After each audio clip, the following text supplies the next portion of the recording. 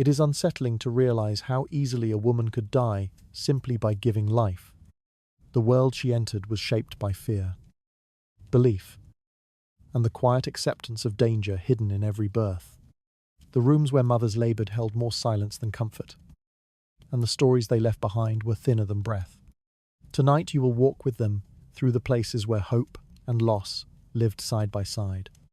So, before you feel comfortable, take a moment to like the video and subscribe to the channel. Only if your heart truly wants to. If you do like it, leave a little comment letting me know what time it is where you are. Now, dim the lights. Adjust the pillow to fit your head. Maybe turn on a fan to create a relaxing atmosphere. And let's begin this journey together tonight. If someone were to step quietly into a Tudor household at the hour when illness first stirred, they would find a world where medicine was less a science and more a collection of inherited beliefs. Treatment began not with instruments or trained professionals, but with assumptions carried across generations.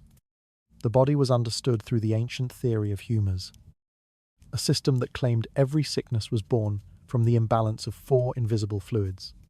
People spoke of heat and cold, wetness and dryness, as though they were tangible forces moving beneath the skin. When someone fell ill, neighbours did not ask what caused the sickness. They asked which humour had risen too high, which temperament had slipped out of place, or which season had unsettled the balance. In this landscape, the role of the physician existed but remained distant. Male doctors were formal figures, trained through books rather than practice. Their presence in the lives of most families, especially those of modest means, was rare. Their knowledge, grounded in translations of ancient texts, rarely touched the realities of women's bodies or domestic suffering. Even when a household requested help, a doctor often observed from a careful remove, reluctant to physically examine a woman due to social expectations, religious beliefs, and the boundaries of propriety. The body of a woman was considered delicate and morally complicated, a terrain where a man's hands were not expected to wander. The burden of care fell instead to the midwife, the neighbour, or a female relative who had seen enough illnesses to know their patterns. Their understanding came from long memory rather than formal doctrine. They recognized the sound of a troubled breath, the colour of fatigue in the eyes, the heaviness of a pulse. These women did not speak of humours in academic terms. They spoke of chills, of weakness, of a heaviness in the limbs, using language rooted in daily life. Their remedies grew from gardens, kitchens, and inherited habits. They boiled herbs, pressed poultices, and whispered advice from mother to daughter. No one questioned the reliability of these practices, because questioning required a knowledge few possessed. Stepping through a Tudor town, one would see apothecaries offering jars filled with powders and dried plants, none of which came with instructions or guarantees. A father might buy a tonic because its colour suggested warmth, or a mother might choose a syrup because it carried the scent of something familiar. People believed that healing came from restoring balance, yet the exact nature of that balance remained elusive. Illness was explained by the alignment of stars, changes in weather, or the moral state of the sufferer. These beliefs formed a net beneath the community, a structure both comforting and fragile. Within homes, sickness was approached with resignation.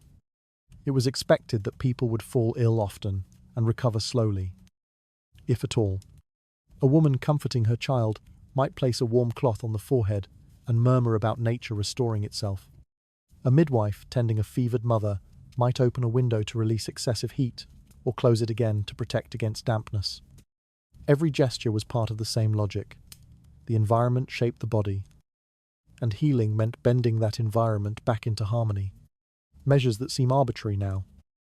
Bleeding, purging, sweating, were considered reasonable attempts to persuade the humours back into balance. Yet beneath the surface of these practices lay a deeper truth. Medical knowledge was uneven, scattered, and slow to change. A wealthy household might have access to a physician who charged fees too high for common families. An apothecary might compound a mixture that soothed for a moment, only to worsen the condition later. Women caring for women did their best with what they had, but many conditions were simply beyond their ability to understand. When illness worsened, explanations shifted toward fate, divine will, or moral lesson. People did not expect medicine to save them. They expected it to accompany them through their suffering. To walk through this world is to feel how little separated care from hope. A mother mixing herbs believed she was helping. A midwife adjusting blankets believed she was restoring order. A physician giving instructions from a distance believed he was acting correctly. Each person worked within the limitations of the time, convinced their actions were guided by truth, unaware of the knowledge that would one day render their efforts tragically insufficient. In the quiet corners of Tudor life, medicine was not an institution. It was a daily improvisation shaped by fears, traditions, and the boundaries of class and gender. Women leaned on women because society left them few alternatives. Illness was familiar, suffering constant, and recovery unpredictable. To live in that era was to accept uncertainty as an ordinary companion, drifting through households without warning. The world of Tudor healing rests on assumptions that crumble when viewed closely. There is a sense that the limits of this knowledge press against something far more perilous. And in that narrow space, another reality waits. One where childbirth turns these beliefs into a matter of life and death. The female body in Tudor society was approached with a mixture of caution, discomfort, and superstition. People believed it carried mysteries that men were not meant to understand. And those mysteries were often framed as weaknesses. A woman's shifting moods, her physical pain, and her monthly bleeding were all interpreted as signs of instability. Rather than recognizing these changes as natural, many viewed them as evidence that the female body was poorly controlled, unpredictable, and governed by forces that required constant supervision. A simple complaint of fatigue could be dismissed as temperament. A moment of sorrow might be blamed on the wandering influence of bodily humours. Even women themselves learned to speak of their bodies with resignation, convinced that fragility was part of their identity. This perception shaped nearly every layer of daily life. Conversations about health were filtered through the idea that a woman's body was permanently at risk of imbalance. Men believed that female humours were more volatile, shifting quickly and demanding rest, modesty, and silence. Women were thought to be more moist in temperament, a quality associated with softness, emotional sensitivity, and moral vulnerability. Physicians repeated these claims as though they were irrefutable truths. The result was a system where illness in women was often minimized, while their supposed weaknesses were magnified. Even ordinary tasks could be framed as dangerous if they involved too much strain, too much thought, or too much emotion. The Church reinforced these ideas with quiet authority. Teachings connected female suffering to ancient stories of punishment and sin. Pain in childbirth, menstrual discomfort, and emotional distress were not simply physical conditions. They were reminders of a divine order that placed women in a position of endurance. Religion did not attempt to soothe these hardships. Instead, it recast them as part of a moral narrative. Women were expected to bear discomfort with dignity and accept suffering as a natural inheritance. Expressions of pain could be interpreted as a lack of faith. Complaints might be judged as spiritual weakness. Silence, patience, and obedience were praised more than relief. Inside households, these beliefs merged into daily expectations. A woman feeling unwell during her cycle might be told that such weakness was normal, that her body was merely proving what everyone already assumed. Advice given to young girls often focuses less on understanding their bodies and more on controlling them. They learned early that discomfort should be hidden, that emotions should be contained, and that any sign of distress might be scrutinized. This created a quiet world where women carried pain without speaking of it. uncertain whether their suffering came from their bodies or from the judgments placed upon them. Medical explanations did little to counter these pressures. The doctrine of humours provided a framework that supported existing prejudices. When a woman cried easily, it was said her humours were too warm. When she felt faint, it was proof that her humours were too cold. When she expressed anger, it was interpreted as a disorder of temperament rather than a response to circumstance. Nothing about the system allowed women to be seen as strong or rational. Every interpretation leaned toward reinforcing social expectations. In this way, medical theory and cultural belief fed each other, forming a loop that gave no space for a woman to speak for her own experience. The most severe expectations surfaced during pregnancy and childbirth. Religious and medical beliefs intertwined to create an atmosphere where suffering was considered not only unavoidable, but morally appropriate. Women were told that birth pains were rooted in biblical punishment. Remnants of an ancient story passed through generations. Pain relief was viewed with suspicion. Some feared it would interfere with divine judgment. Others believed it could weaken the mother's character. The ideal woman, people said, met childbirth with quiet endurance. Any sign of struggle risked being interpreted as a lack of faith or a failure of virtue. Beyond moral pressure, these beliefs carried physical danger. A woman who tried to express fear or seek additional help might be dismissed, reminded that pain was simply her burden. A husband might refuse medical assistance, convinced that suffering was natural. A midwife might hesitate to intervene aggressively, afraid of violating expectations of what a proper birth should look like. These patterns were not dramatic or unusual. They were woven into ordinary life. Women internalized them as part of their identity, continuing to care for their families while managing discomfort that no one else acknowledged. Such attitudes extended into emotional life as well. Sadness, anxiety, or exhaustion were often seen as flaws rather than symptoms. A woman experiencing despair might be accused of spiritual weakness. A mother expressing fear could be judged as unstable. Emotional suffering became something to hide rather than something to address. This silence, reinforced by culture and religion, shaped entire generations. The consequences reached far beyond physical health. They shaped how women understood themselves. Looking back, it becomes clear that Tudor society did not merely misunderstand the female body. It constrained it within a framework designed to control, define, and diminish. Pain was moralized. Emotions were pathologized. Natural processes were turned into burdens. The result was a world where women lived under constant evaluation, measured not by their health, but by their compliance with expectations. The belief that women were inherently fragile rested more on fear than knowledge. There is a faint sense that deeper reasons for these expectations lingered behind public explanations.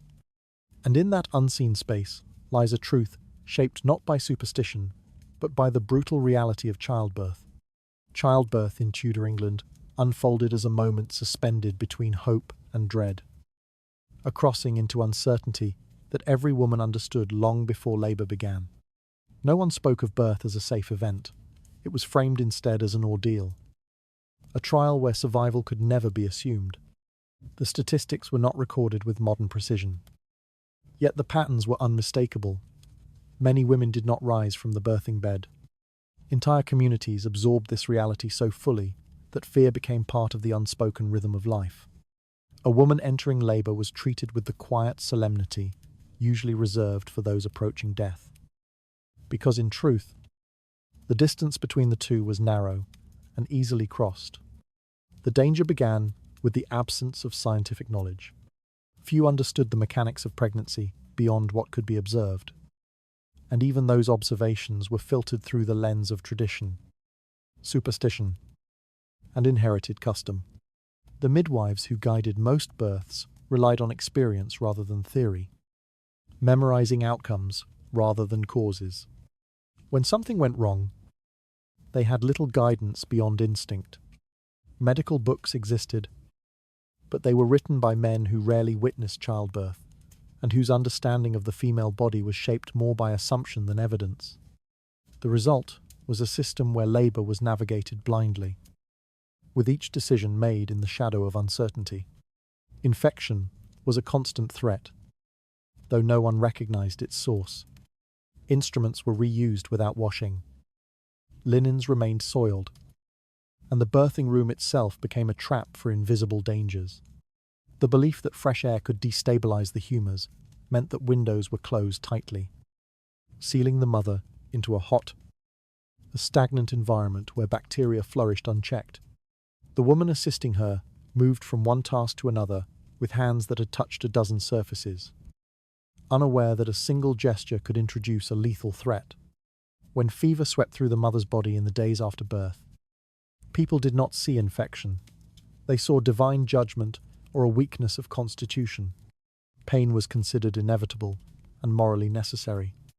No method of anesthesia existed, and even if it had, many believed that easing childbirth pain would defy religious teaching. A woman in labor was told to submit silently, to accept agony without complaint. Her cries might be interpreted as spiritual failure or lack of discipline. Instead of relief, she was offered prayers, whispered reassurances, and occasionally a cup of strong drink meant to dull the edges of fear. The rattle of breath, the clenching of hands, the long hours of suffering, all were treated as part of a script written generations earlier. That script allowed no deviation. Laboring women endured these conditions with a mixture of courage and resignation. They knew the risk. They had seen neighbors carried out wrapped in cloth, had watched children left motherless, had heard stories whispered behind closed doors. Even so, they stepped into childbirth because society allowed no alternative. A woman's worth was tied to her ability to produce offspring, especially male heirs. Refusing pregnancy was unthinkable. Surviving it was uncertain. Some women wrote letters or prepared instructions for their families in the final months, expecting that their voices might soon be silenced. These preparations were not signs of despair but of practicality, shaped by a lifetime of watching others meet the same fate. The ordeal intensified when complications arose. A baby positioned poorly, a prolonged labor, or bleeding that came too quickly. All could shift the atmosphere in the room from tense hope to quiet panic. Midwives did what they could, but their options were limited. They pushed, pulled, adjusted, and prayed.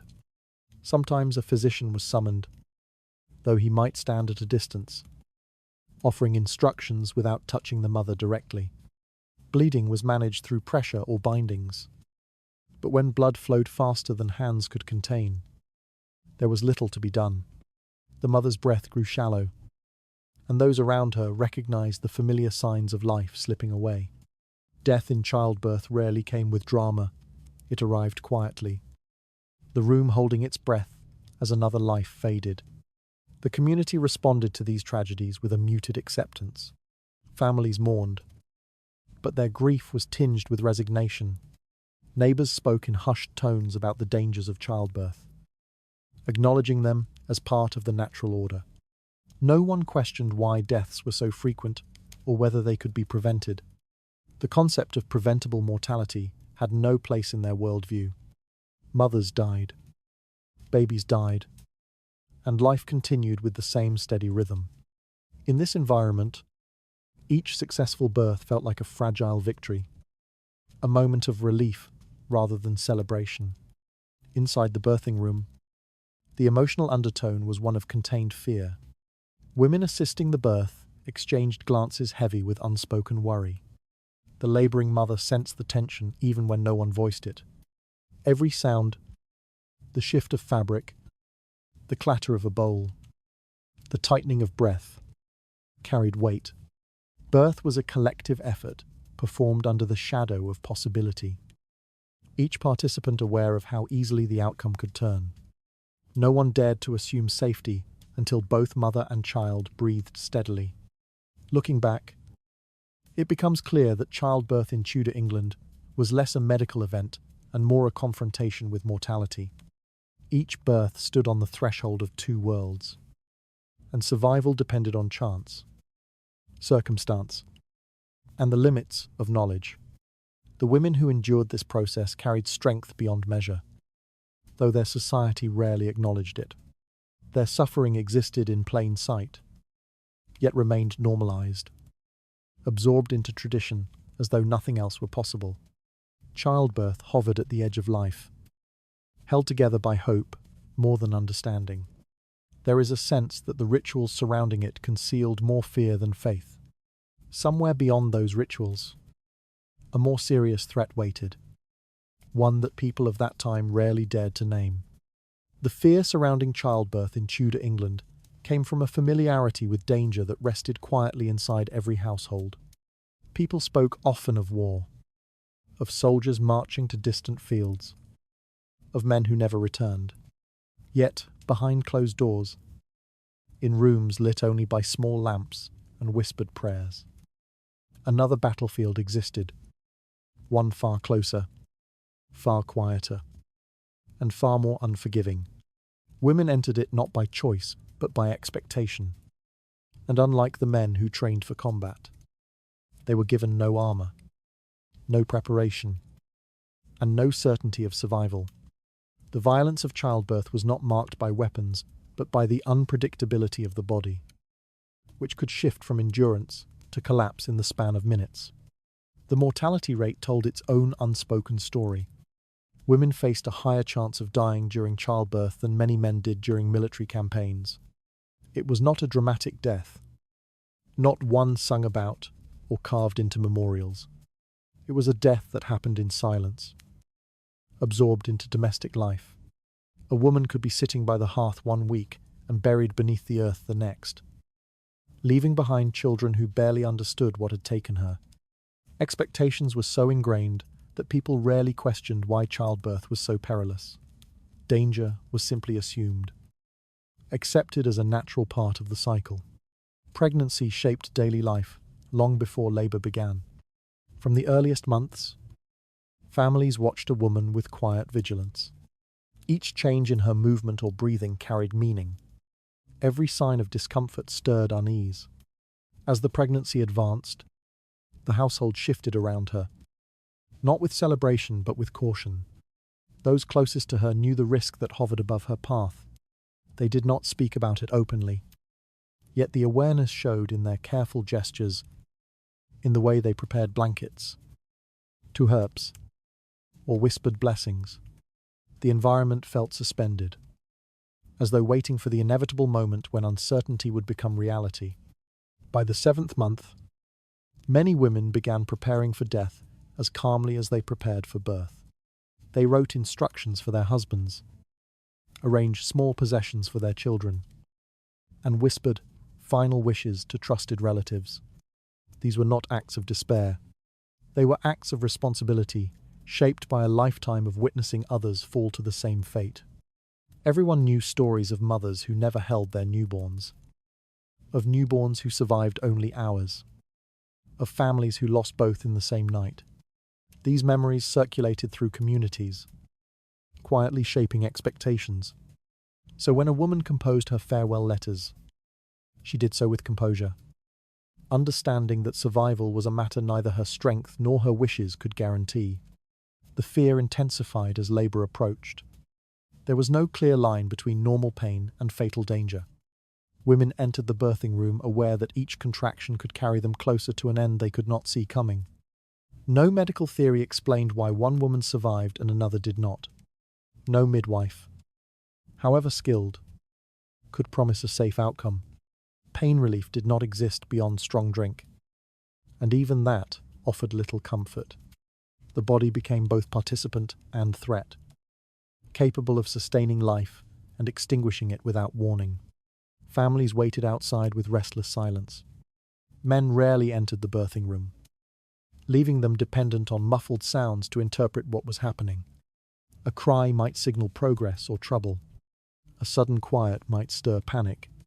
The door remained closed, guarded by women who moved with urgency but spoke with restraint.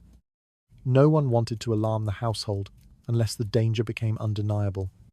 Then, when the situation turned grim, a midwife might call for a priest instead of a physician, acknowledging in that single decision how slim the chances had become. The presence of last rites spoke more clearly than any words. When a woman died in childbirth, the grief that followed was heavy but subdued. People mourned, yet their sorrow was wrapped in resignation. Death had been waiting nearby from the moment pregnancy began. Communities acknowledged the loss, but did not linger on questions of prevention or blame. The danger felt woven into the structure of life, something no one could fight against. It was easier to speak of divine will than of medical failure. It was easier to accept the loss than to imagine an alternative. This mindset preserved a fragile sense of order, but at the cost of countless unspoken tragedies. Even women who survived carried memories of the experience long after their bodies healed. Some emerged weakened, others traumatized. Many returned to their duties quickly because society allowed little space for rest or reflection. Survival did not erase the fear, it simply postponed it until the next pregnancy. With each new child, the risks grew. The body weakened over time, and past injuries increased the chances of fatal complications. Women understood this pattern intimately. Still, they stepped into childbirth again and again, driven by expectation, obligation, and the hope that this time the outcome would be gentle. The starkest truth lies in how ordinary this fear was. It did not shock anyone. It did not disrupt daily life. It sat quietly beneath the surface, shaping decisions, customs, and relationships. A woman's courage was defined not by acts of defiance, but by her willingness to face an ordeal she could not avoid. This form of bravery rarely entered written records, yet it existed everywhere, both in the women who survived and in those who did not. Childbirth stood as a risk greater than battle, endured within the walls of every home. There is a quiet recognition that fear shaped these moments more deeply than hope. In the shadows of that fear, another truth waits, one that reveals how families prepared for loss even before labour began. Midwives stepped into Tudor households as figures both familiar and quietly formidable, carrying responsibilities that stretched far beyond their modest social position. Their authority was shaped not through formal schooling, but through years spent beside birthing women, observing patterns, memorizing outcomes, and relying on instincts sharpened by necessity. Communities turned to them first whenever labour began, trusting their judgment even while knowing how fragile childbirth could be. Experience served as their only true education. Each delivery they attended became a lesson that no book could provide, teaching them how a woman's breathing changed when the body shifted from progress to danger, or how the weight of a newborn felt when its first breath refused to come. They learned to recognize when labour advanced too quickly or too slowly, when a mother's strength waned, or when the room filled with the kind of silence that signaled something had gone terribly wrong. These observations formed a body of knowledge that lived entirely in their hands and memory, passed quietly from one generation to the next. Despite their essential role, midwives walked a precarious line in society. Any complication, whether preventable or not, could be twisted into suspicion. Tudor communities looked for causes when tragedy struck, and when explanations were scarce, blame turned toward the midwife. A stillborn infant, a prolonged labour, or a mother lost to blood loss could all spark whispers of unnatural influence. Stories spread easily in tightly knit neighbourhoods, and a woman whose skill had been praised one month might find herself accused of witchcraft the next. Such accusations did not always lead to trials, but they poisoned reputations, created fear, and forced midwives to work beneath a shadow of constant scrutiny. Caution shaped the way they behaved.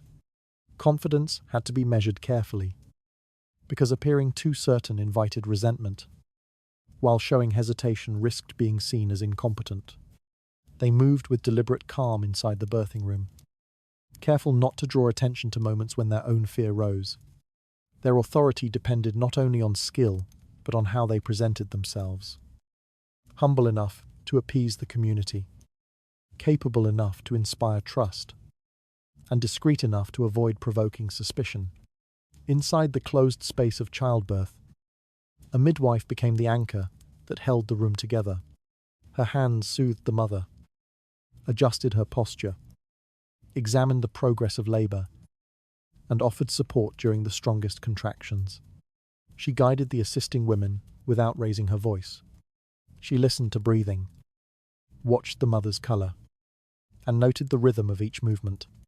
When complications emerged, she responded with quick improvisation, changing positions, using herbal mixtures, or applying techniques that had saved others in the past. Every action carried weight, for the margin between survival and loss was painfully narrow. Her emotional labour was as significant as her physical work. She absorbed the fear that hovered in the room, keeping her own expression steady even when she noticed signs that suggested danger. The women surrounding the mother looked to her for reassurance, and the labouring woman herself clung to the calm in the midwife's face. In moments when the outcome seemed uncertain, the midwife whispered prayers or brief instructions, not to erase fear, but to soften its edge. She carried the unspoken understanding that childbirth demanded strength she could not provide, but could help steady.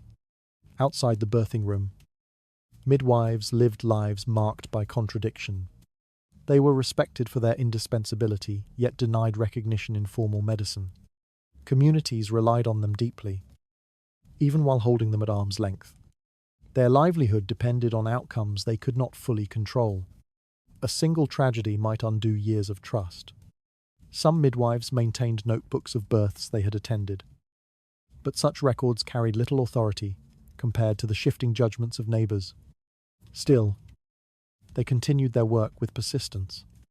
They walked long distances at night, braving storms and illness to reach a woman whose labour had begun unexpectedly. They entered homes thick with fear and navigated rooms filled with prayers and whispered hopes. They stood between life and death, not because they believed they could conquer either, but because they knew no one else would try. Their service wove them into the emotional fabric of their communities, even while the threat of blame lingered behind them like a constant shadow. Seen from the distance of history, midwives emerge as figures shaped by resilience rather than certainty.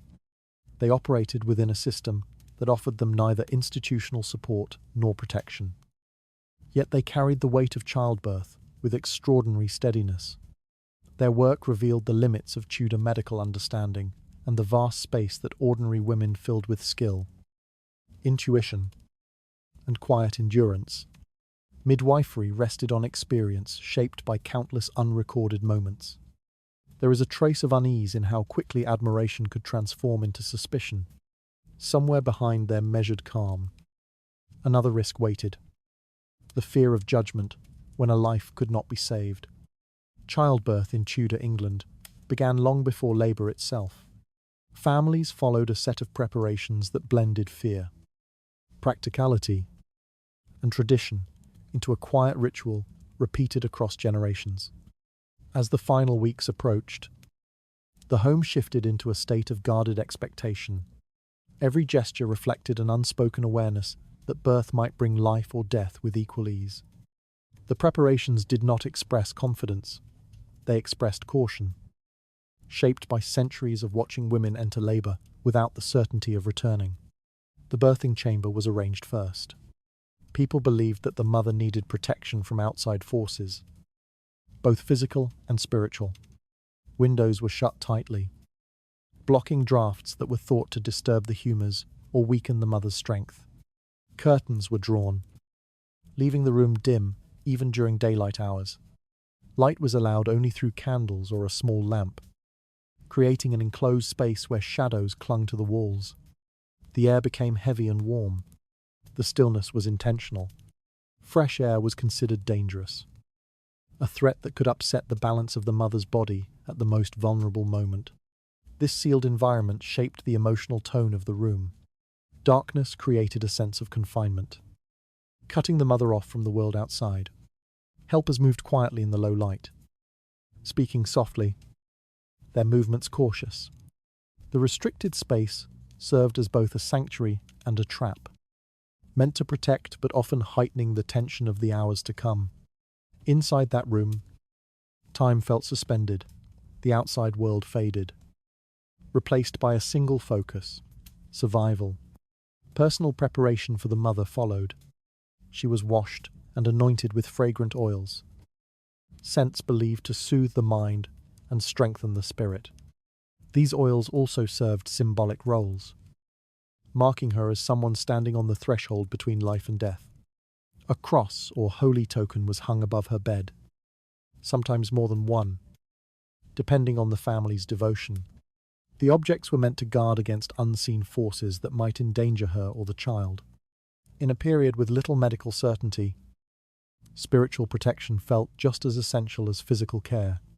These rituals also reflected the deep fear that surrounded childbirth. Every item placed in the room, every gesture made in preparation, served as a reminder that the process ahead was unpredictable.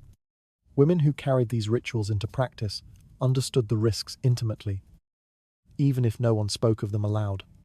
The routine created a sense of structure in a situation where control was scarce. One of the most stark aspects of preparation involved the linens.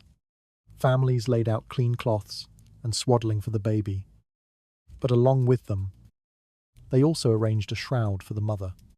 It was common, practical, and deeply unsettling, yet no one treated it as unusual. Preparing both the baby's wrappings and the mother's burial cloth at the same time reflected the dual nature of childbirth, a moment filled with hope, shadowed immediately by the possibility of death.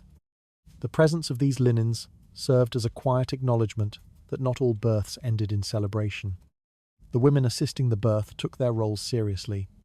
They rehearsed their tasks, arranged tools, warmed water, and positioned blankets where they could reach them quickly. Their movements carried the weight of experience, the memory of other births where small delays had shifted outcomes. The preparation was not ceremonial, it was necessary. Lives depended on their readiness. The room's orderliness contrasted sharply with the unpredictability of labour, but creating a controlled environment offered a fragile sense of stability. Emotional preparation ran parallel to the physical arrangements. A woman nearing labour often sought solitude or prayer, steeling herself for what was to come. She might speak quietly with her midwife or a trusted relative, asking questions she already knew the answers to, searching for reassurance that no one could truly provide. Families tended to her carefully, offering small comforts while keeping their own fears hidden. Everyone involved understood the gravity of the moment, even if they maintained calm faces. The shutting of the birthing room door marked a symbolic separation. Once closed, the room became a contained world where only women entered. Men waited outside, their anxiety muffled by walls they could not cross. They listened for sounds, movement, or murmur, and cries, trying to interpret what they meant. The barrier between the birthing chamber and the rest of the household emphasized how childbirth belonged to women alone, both in responsibility and in danger. These preparations, though simple, reveal the mindset of Tudor society. People did not approach childbirth with confidence or optimism. They approached it as a trial requiring protection, ritual, and acceptance of fate. The care taken in arranging the room, blessing the mother, and preparing burial cloths reflected a quiet acknowledgement that childbirth balanced life and death with equal weight. Looking back, these rituals appear both tender and grim. They show devotion to the mother and child. Yet they also expose how deeply fear shaped the experience. Families prepared for joy and tragedy side by side, unable to separate one from the other. Behind every gesture lay the hope that this birth would end gently. though history had taught them not to expect it. Preparation offered structure, but it could not dispel the danger that childbirth carried. There is a quiet recognition that these rituals were attempts to control what could not be controlled. Somewhere beyond this carefully arranged room waited a truth that would test every belief about safety and fate. Childbirth in Tudor England unfolded within a narrow circle of objects, some practical, some symbolic, and others rooted entirely in belief. These items filled the birthing chamber long before labour began, creating an environment where physical tools and spiritual protections intertwined. Each object reflected the limitations of medical knowledge and the weight of fear carried by everyone present. Nothing in the room guaranteed safety, yet everything carried the hope that it might soften the ordeal ahead, if only slightly. Herbal remedies were the most familiar tools at hand. Women relied on plants, not because they understood their chemical effects, but because generations had whispered that certain herbs eased pain or calmed the spirit. Valerian was crushed and boiled into foul-tasting teas meant to steady the mother's nerves. Angelica root, preserved in jars and wrapped in cloth. He was believed to strengthen the body and encourage progress when labour stalled. Hops were sometimes placed near the mother's bed, their scent thought to soothe, even though exhaustion rather than relaxation often followed. These herbs offered comfort because they felt purposeful, even when their effects were mild or inconsistent. In a world without anesthesia, any sense of relief was precious. Alongside these botanical preparations, the birthing room held a small collection of physical supports. The firm bolster was placed near the mother's side, something she could grip when pain struck with force. The birthing stool, used by many women, sat low to the ground with an opening that allowed gravity to assist the process. Its rough wooden frame bore the marks of countless previous births, a reminder of how many women had endured the same trial. Some households used a rope or a suspended cloth tied from a ceiling beam or door frame. The mother would grasp it during contractions, pulling her body upward as pain surged. These simple tools were designed not for control, but for survival. They gave the mother something to push against, something solid to hold, while her body strained toward the final moment. Yet the birthing chamber was never arranged with only physical needs in mind. People believed that childbirth exposed the mother and child to forces beyond the tangible world. To protect them, families filled the room with charms, whispered prayers, and objects intended to ward off evil. Small crosses were hung near the bed or placed beneath pillows. Scriptural verses were recited aloud, sometimes repeatedly, as though rhythm alone might hold danger at bay. Amulets carved from bone, wood, or metal were tucked beneath blankets. Some women carried tokens blessed by a priest, believing these objects would guard them when their strength faltered. These items held no medical value, yet their presence shaped the emotional space of the room, giving families a sense of control when control was impossible. The midwife carried her own set of items, though they were modest compared to the expectations placed upon her. She brought cloths for wiping sweat and blood, small knives used only for cutting cord or cloth, and herbal mixtures meant to steady the mother's breathing. None of these tools was sterile, and few had consistent effects, but they represented experience. Knowledge formed through repetition rather than instruction. The midwife used what she trusted, and families trusted what she carried. The combination of herbs, objects, and prayers created an atmosphere where tradition dictated nearly every action. When labour became intense, helpers rubbed oils onto the mother's temples, murmuring that the scent would give her strength. When fear rose, someone tightened the protective rope in the mother's hand. When the room felt heavy with dread, another recited a blessing, hoping the words might ease the tension that physical tools could not. The birthing chamber became a space where physical endurance and spiritual comfort blended into a single, indistinguishable state. At times, these rituals exposed the limits of Tudor understanding more clearly than anything else. When labor stalled, or the mother collapsed from exhaustion, herbs were brewed again, prayers repeated, and charms repositioned. The repetition did not always help, yet no one questioned the process. Families clung to each item in the room because removing them would mean admitting how little power they had over the outcome. Each object, no matter how small or symbolic, carried the weight of hope. Viewed from a distance, the birthing tools of Tudor England appear both humble and haunting. They were designed for comfort rather than precision, shaped by belief rather than evidence. Yet these objects reveal how deeply communities tried to care for one another in times of profound vulnerability. They show a world where childbirth demanded not just physical endurance but emotional resilience, where every herbal remedy and protective charm represented the desire to protect a life that might slip away without warning. Objects filled the birthing chamber with more hope than certainty. There is a quiet recognition that belief stepped in wherever knowledge could not. Deep within that mixture of tools and rituals, a harsher truth lingered: the fragility of newborn life in a world without understanding. Faith shaped Tudor medicine as firmly as any remedy, often guiding decisions far more strongly than observation or experience. Illness existed in a world where divine intention was believed to govern all outcomes, and the boundary between spiritual duty and physical care blurred easily. Many families viewed sickness not as a problem to treat, but as a trial to endure, a test of virtue rather than a threat to survival. This perspective shaped how women approached their own health, especially during childbirth, when bodies faltered, and fear rose with every passing hour. In many households, illness was interpreted through a moral lens. Pain was not seen as a symptom, but as a message. A woman overwhelmed by fever or bleeding might be told that her suffering reflected a lapse in faith, a punishment for spiritual shortcomings, or a challenge sent by God to strengthen her character. These beliefs offered explanations in a world without medical clarity.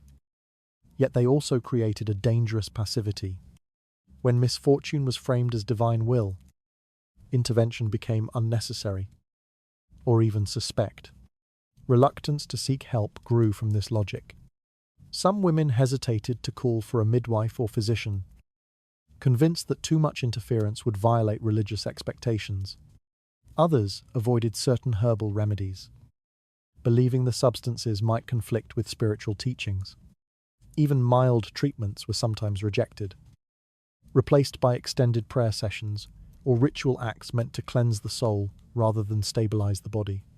Families gathered around the sickbed, not with tools or poultices, but with scripture, recitation, and a quiet insistence that endurance held more value than recovery. This emphasis on faith over treatment created conditions where manageable illnesses became fatal.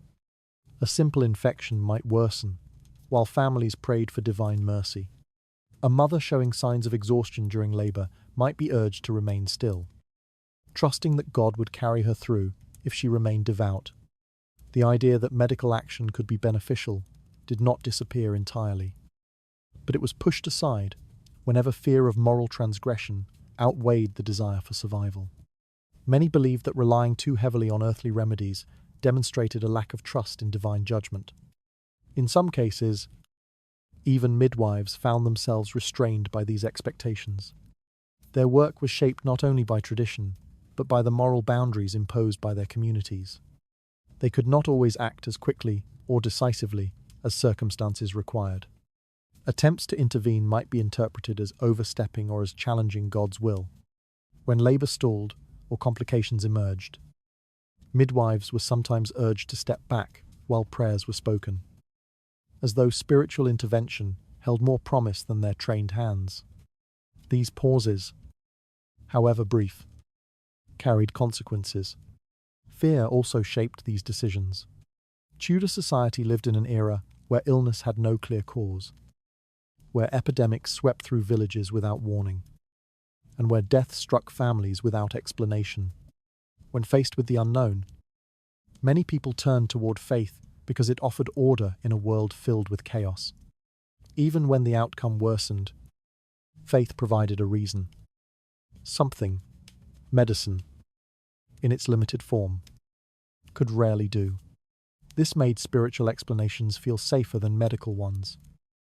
Even as they led families into inaction, women bore the heaviest weight of these beliefs. During childbirth, when their bodies strained toward their limits, they were expected to submit quietly to suffering, trusting that spiritual strength mattered more than physical support. Pain relief, already scarce, was sometimes refused out of fear that it would interfere with divine purpose. A woman's pleas or visible distress might be met with reminders to pray more earnestly, to accept what had been given to her, to remember that her suffering carried meaning beyond the immediate moment. These reassurances rarely eased the burden. They simply reframed it. As death approached, prayer intensified. Families knelt beside the laboring woman, murmuring verses meant to steady her spirit. Some believed that loud prayer could ward off evil forces hovering nearby. Others believed that silence protected the mother by keeping her mind fixed on faith. Either way, spiritual rituals filled the room, leaving little space for action of any kind. When a woman died under these conditions, her passing was mourned as a tragedy, but understood as a divine conclusion. The possibility that intervention could have changed the outcome rarely entered the conversation. This reliance on faith over medicine reveals a deeper truth about Tudor life. In a world where medical knowledge was fragile and unpredictable, belief became a protective shield, something people clung to when they had little else. Yet that shield often concealed dangers it could not deflect. Families acted out of devotion, not negligence. But devotion alone could not stop infection, blood loss, or complications that demanded immediate care. Faith provided meaning, but it could not offer safety. Reliance on belief created comfort, yet it often replaced the interventions that might have saved lives. There is an uneasy sense that devotion obscured the urgency of the dangers unfolding in these rooms. Beneath that quiet dependence, another reality formed. The isolation forced upon women deemed unclean after childbirth. Purification after childbirth was one of the most revealing customs in Tudor society, exposing how deeply the female body was entwined with ideas of impurity and moral vulnerability. A woman who had just endured labor, exhausted, bleeding, and struggling to regain her strength, was not seen as someone needing care, but as someone entering a temporary state of spiritual contamination. The period of postpartum recovery, dominated by lochia, that was interpreted not as a natural part of healing, but as evidence that her body released substances unfit for the public or sacred world. This belief shaped not only how she was treated, but how she was allowed to exist. The 40 days that followed birth formed a boundary around her life. People believed that the fluids expelled after childbirth carried traces of impurity, both physical and spiritual. Because of this, the woman was considered unclean in the eyes of the community. She remained inside her home, confined to dimly lit spaces, seldom walking beyond the threshold. Even when her body began to strengthen, she was expected to keep apart from others. The isolation was not presented as punishment, yet it functioned as a quiet separation, a reminder that she occupied a liminal state between health and danger, purity and contamination. Daily routines during this period changed dramatically. Women avoided gatherings, celebrations, and especially church services. Religious spaces were considered too sacred for a woman still marked by postpartum bleeding. Her absence was accepted, even expected. Yet the underlying implication was unmistakable. Childbirth placed her outside the bounds of normal participation. She might sit near the fire while hearing the distant bells of Sabbath services she was forbidden to attend. Her world contracted to the size of her home, shaped by rest, recovery, and an awareness that the community regarded her differently. Inside the household, treatment varied depending on circumstance, but subtle distancing often occurred. is some family members avoided sleeping near her or refrained from sharing certain objects. Herbal baths or scented cloths were used to mask the smell of blood, though these did little to ease the deeper stigma. Visitors arrived less frequently, partly out of courtesy, partly out of unease. The woman learned to move quietly through these days, understanding that her isolation reflected not her character, but a belief that her body posed some undefined threat to social or spiritual order. This perception affected her emotionally as well as physically. The postpartum period already carries vulnerability, exhaustion, hormonal shifts, and the strain of caring for a newborn. Adding isolation deepened the sense of separation. Some women experienced sorrow that went unrecognized because it was interpreted merely as a symptom of impurity. Expressions of fatigue or sadness were often dismissed, as though emotional distress formed part of the same temporary unclean state. Silence became a coping mechanism, reinforced by custom and expectation. The end of the 40 days brought a ritual meant to restore her place within the community.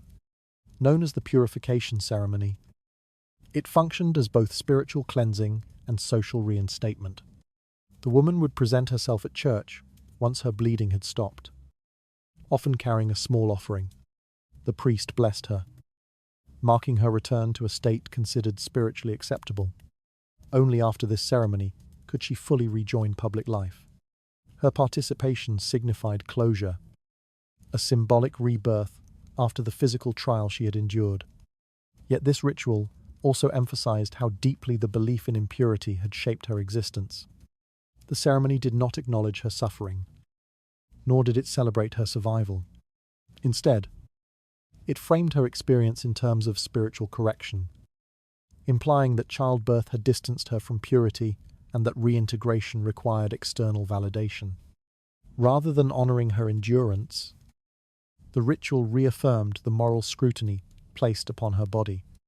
The persistence of these customs reveals how Tudor society viewed women's physical processes as fundamentally tied to spiritual danger.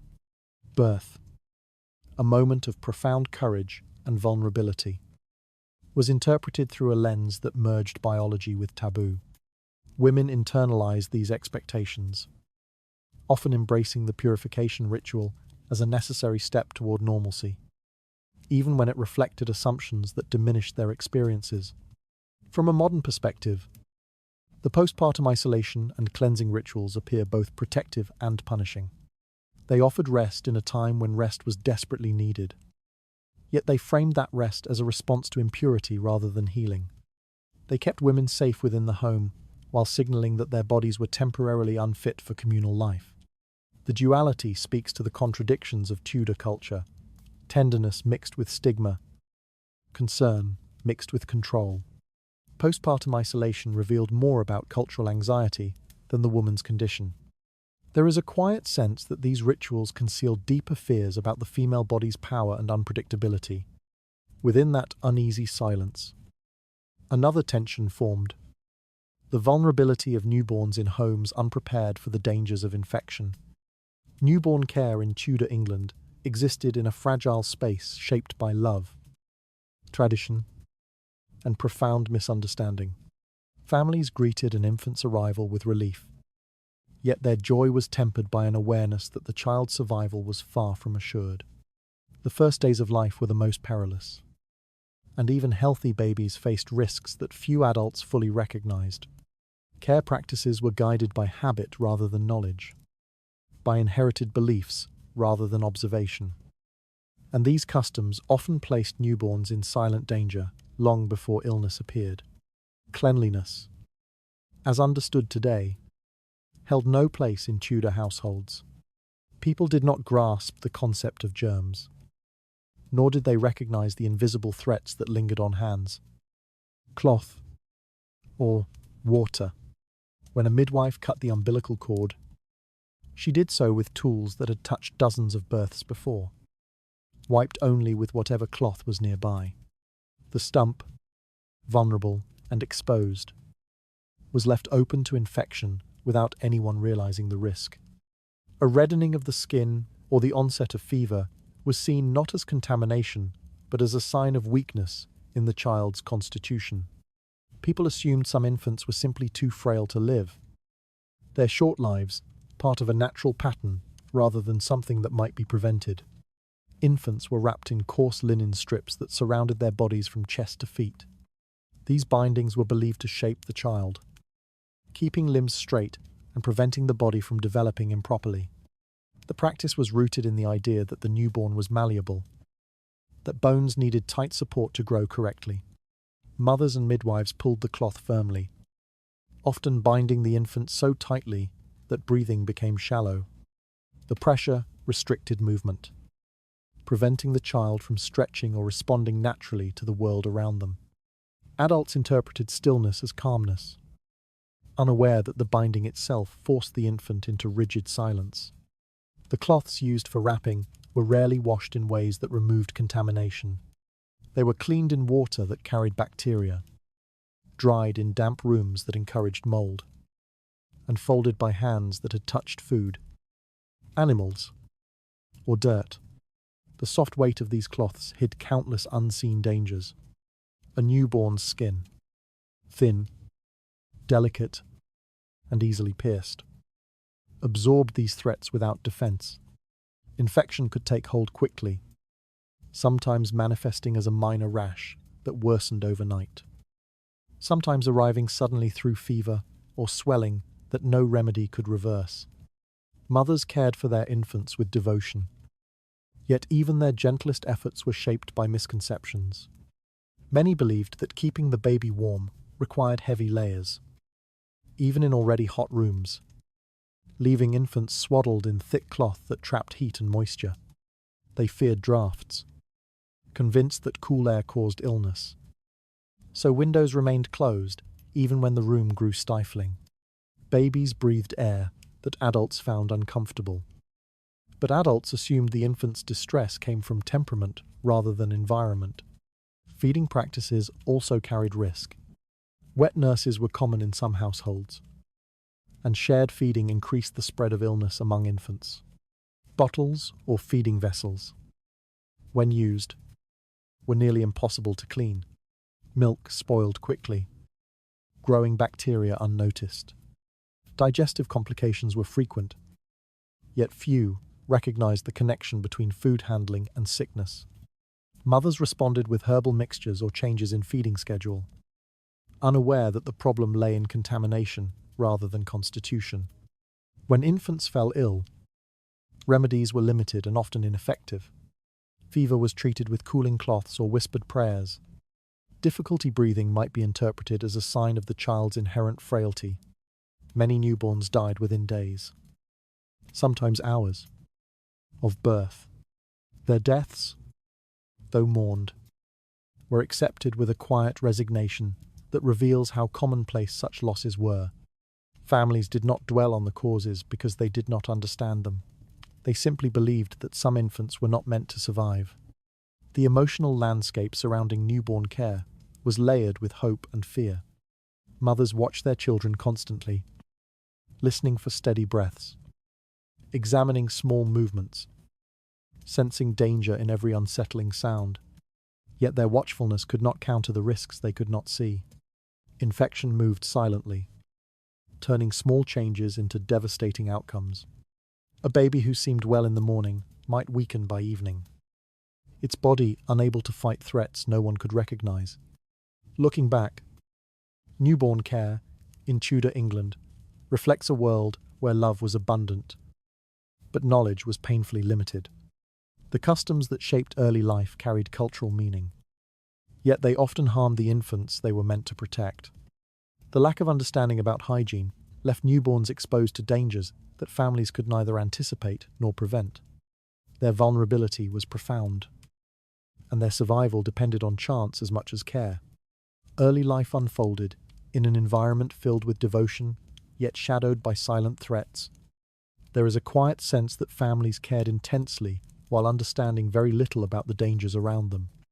Out of that fragile world rose another struggle: the fear and suspicion surrounding twins or infants born with visible differences. Twins and infants born with visible differences occupied a haunting place in Tudor imagination, positioned at the edge of understanding, where fear overshadowed compassion. In a world without scientific explanations, uncommon births stirred unease, and communities reached for meaning in the only frameworks they knew: superstition, morality, and divine judgment. A child who entered the world in a way that challenged expectations was rarely seen as a simple variation of nature. Instead, the event was interpreted as a sign that something deeper, darker, and more unsettling had taken place. Twins, though not rare by biological standards, were treated with suspicion. Many believed that two infants emerging from the same pregnancy defied the natural order. Their arrival raised questions about spiritual interference or hidden wrongdoing. Some whispered that twins signaled an omen, an indication that the household carried unresolved sin or that divine displeasure hovered nearby. Even families who felt joy or curiosity kept their excitement quiet, wary of how neighbors might interpret such births. Beneath the surface of daily life, fear shaped perception far more than wonder. Mothers bore the weight of these assumptions. A twin birth often cast doubt on a woman's virtue, as though her body had produced something morally ambiguous. People speculated about her faithfulness or the purity of her marriage, twisting coincidence into accusation. The mother, already exhausted from labor, faced questions that cut deeply into her standing within the community. Even supportive relatives hesitated, uncertain whether joy was appropriate or dangerous. The infants themselves, small and vulnerable, entered a world where acceptance was conditional and fragile. Infants born with visible deformities faced even harsher judgment. Because Tudor society lacked medical explanations for congenital differences, communities interpreted these births through a spiritual or moral lens. A child with an unusual limb, a cleft lip, or an asymmetrical face might be labelled a creature of omen or even a manifestation of evil. Some believed such children were marked by sin, whether their mothers or societies. Others thought the child carried a warning from God, a living symbol of consequences unacknowledged. These interpretations grew not from cruelty alone, but from fear. Fear of the unknown, fear of punishment, and fear of disorder in a world already filled with uncertainty. Mothers of these infants faced immediate and profound consequences. People whispered that the woman had angered God or had concealed some moral failing. She might be excluded from gatherings or avoided by neighbors who feared that spiritual contamination could spread. Her presence, once ordinary, became charged with suspicion. Women who had previously offered companionship now looked away, uneasy and unsure. Even her spouse, pressured by community expectations, might struggle to support her fully. A birth meant to symbolize hope instead became a catalyst for isolation. Families navigated these experiences with a mixture of secrecy and resignation. Some hid the child from view, shielding themselves from judgment and the infant from cruelty. Others sought explanations from religious authorities who often reinforced the belief that such births indicated divine displeasure. Prayer, rather than understanding, formed the foundation of response. The mother might spend her confinement reflecting not only on the physical demands of childbirth, but on the spiritual demands placed upon her by a society that interpreted her child's body as a message rather than a person. The emotional toll of this worldview was considerable. Mothers mourned not only the challenges their infants faced, but also the loss of acceptance they once enjoyed. The fear that their child would be mistreated or removed from communal spaces magnified their anxiety. The infants themselves, unaware of the reactions surrounding them, relied entirely on caregivers who often struggled to reconcile their love with societal condemnation. In some households, compassion prevailed quietly. In others, the pressure of belief overwhelmed tenderness, leaving little room for nurture. These patterns reveal a society that confronted difference with suspicion rather than empathy. The inability to explain unusual births created a vacuum that superstition readily filled. Instead of exploring the limits of understanding, communities retreated into fear, shaping responses that inflicted harm on women and children at their most vulnerable moments. In this context, childbirth was not only a physical ordeal, but a social and spiritual test whose outcomes determined a mother's fate. The stories of twins and infants with deformities illuminate a deeper truth about Tudor life. The boundaries of acceptance were narrow, and deviation, however innocent, invited scrutiny. People clung to explanations that offered order, even when those explanations caused suffering. Their reactions, though troubling, reflect a culture struggling to make sense of a world it could not fully grasp. Uncommon births exposed more about fear than fate, forcing families to navigate judgment as much as care. There is a quiet sense that these suspicions grew louder whenever childbirth strayed from expectation. From that uneasy atmosphere emerged an even harsher reality: the peril that women faced when postpartum illness turned swiftly and silently toward death.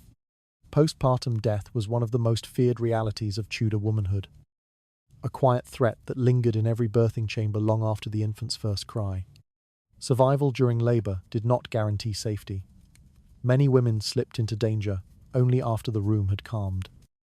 When families believed the worst had passed, the period immediately following childbirth held risks that few fully understood, and the silence surrounding these dangers made them even more treacherous. A mother might seem stable in the hours after delivering her child. She would rest beneath heavy linens, drained but relieved, while relatives tended to the newborn. In those moments, hope felt reasonable. Labour had ended, and the mother's breath moved steadily. Yet beneath that fragile calm lurked invisible dangers. Fever could rise swiftly, tightening its grip before anyone recognized the signs. Infection, though unnamed and unseen, found opportunity in the wounds left by childbirth. Without awareness of germs, families attributed early symptoms to exhaustion or the expected weakness of recovery. Sepsis entered the body quietly. At first, a woman might complain of chills or an ache she could not place. Then weakness deepened, pulse quickened, and her skin grew clammy. Fever built with alarming speed, though household members understood it only as childbed fever, a phrase that carried dread but no explanation. They knew its reputation: unpredictable, merciless, and capable of killing even the strongest mothers in a matter of hours. By the time the danger became obvious, there was little anyone could do. Medical help, in the limited form that existed, rarely made a difference. Physicians were seldom called for childbirth, and even less often trusted to treat complications afterward. Many lacked practical knowledge about postpartum illness, and their remedies, doux herbs, poultices, or attempts to balance the humours, offered no real protection. Midwives, though experienced, had no means to stop the infection from spreading through the bloodstream. Families watched helplessly as the mother's breathing grew shallow and her strength faded. Hope narrowed with each passing hour. Death, when it came, arrived with devastating speed. A woman who had held her newborn in the morning might lose consciousness by nightfall, her body overwhelmed by a force no one could see or understand. The child she had risked her life to deliver could be lying just steps away, unaware that her mother's life was slipping beyond reach. Some mothers never had the chance to look fully into their baby's eyes or speak their first words of comfort. Their final moments became blurred with fever, pain, and confusion, far removed from the joy that families expected childbirth to represent. Communities mourned these losses, with a sorrow deepened by their frequency. Postpartum death was not rare. It was a leading cause of mortality among women. Nearly every village had its stories: women who had survived multiple labours only to be taken by fever, and young mothers whose bodies could not recover from the strains of childbirth. These deaths left infants orphaned, families shattered, and husbands forced to rebuild their households under the weight of sudden grief. Yet despite the devastation, the causes remained obscured by tradition and belief. People attributed these tragedies to fate, divine will, or the inherent fragility of women's bodies. Some believed that childbirth had opened the mother to spiritual danger, leaving her vulnerable to unseen forces. Others thought the fever signaled moral imbalance or punishment. Such explanations, though misguided, reflected the limits of understanding available at the time. Without knowledge of bacteria or hygiene, prevention was impossible, and the cycle continued from generation to generation. The emotional landscape surrounding postpartum death was marked by resignation. Families felt grief, but they also felt inevitability. The rituals of mourning were swift. Burial often took place quickly due to the state of the body. In some cases, a mother was placed in the ground before her newborn had fully opened its eyes. These abrupt endings shaped the memories of families for years to come. Infants grew up hearing stories of mothers they had never met, their absence woven into the history of the household. Such losses created a profound fear among pregnant women. They knew the risks intimately, whispered through generations of experience. Some prepared letters to their children in case they died before seeing them grow. Others wrote instructions for their husbands or families, hoping to guide decisions from beyond the grave. Postpartum death cast a long shadow, turning childbirth into not only a physical ordeal, but an emotional gamble whose outcomes could reshape entire families. The reality of these deaths exposes how Tudor society lived with danger embedded in its everyday customs. Knowledge was limited, and options were few. Women endured these risks with a mixture of courage and resignation, aware that childbirth could end not in joy but in silence. Their stories stand as reminders of a world where survival depended less on treatment and more on chance.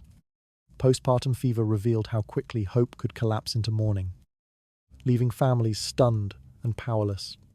There is a quiet sense that these losses reshaped households long after the burial earth had settled.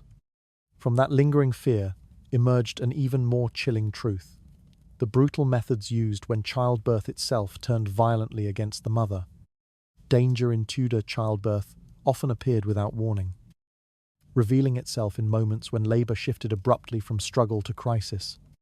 Families waited outside the birthing room, listening for signs of progress, unaware that complications could unfold faster than anyone inside could respond. These dangers were not rare. They lingered behind every contraction, ready to turn a difficult labour into a desperate fight for survival.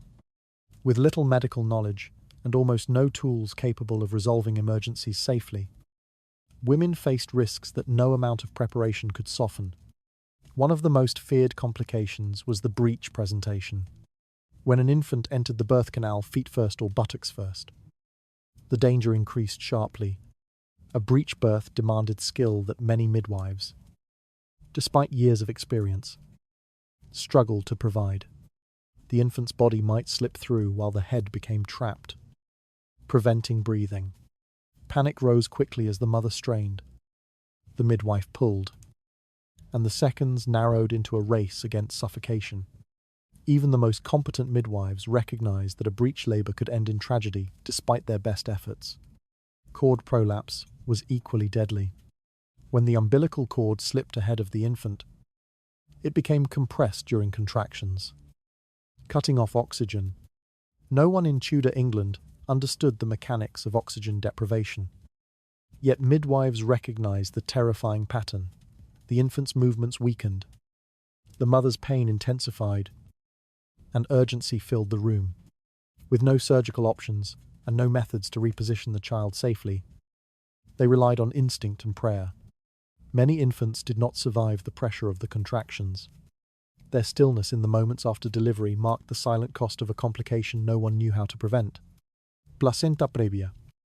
When the placenta blocks the birth canal, creates another dire situation. Labour could not progress, and attempts to force delivery risked catastrophic bleeding.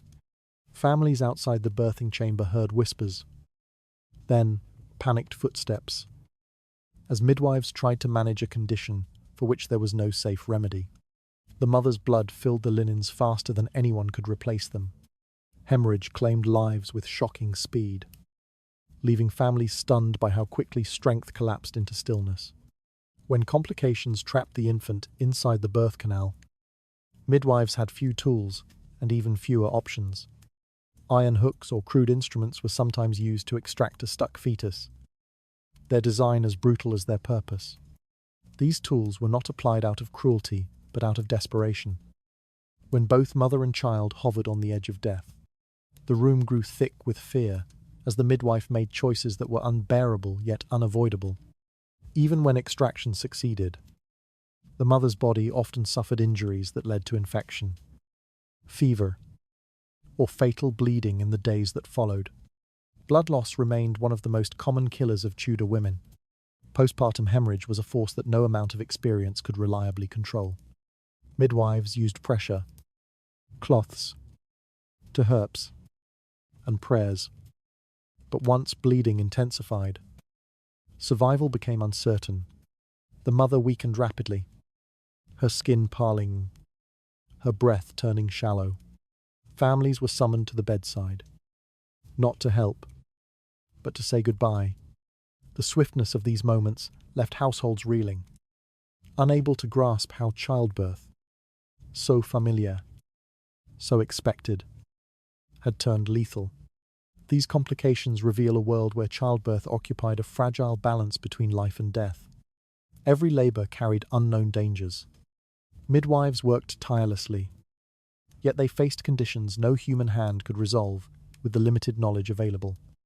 Their expertise, though respected, existed within boundaries shaped by nature's unpredictability. Women understood this long before entering labor. Many approached childbirth with a mixture of courage and resignation, aware that survival was never guaranteed. Emotional weight filled the birthing chamber during such crises. Mothers fought through pain with determination. Midwives commanded the room with urgency, and the air thickened with unspoken fear. Every movement held meaning. Every shift of the mother's body, every tremor in the midwife's hands, every cry that faded into silence. These moments lived in the memories of families long after the labor ended, shaping their understanding of childbirth as both blessing and threat. In hindsight, these tragedies reflect how limited knowledge constrained even the most dedicated caregivers. Tools were primitive, remedies uncertain, and understanding incomplete. Yet despite these limits, communities placed enormous trust in midwives, whose work carried both hope and heartbreak. Their efforts could not always overcome the dangers of breech births, cord prolapse, placenta previa, or hemorrhage. These were challenges that required tools and knowledge centuries away. What remained after such events was a quiet reckoning.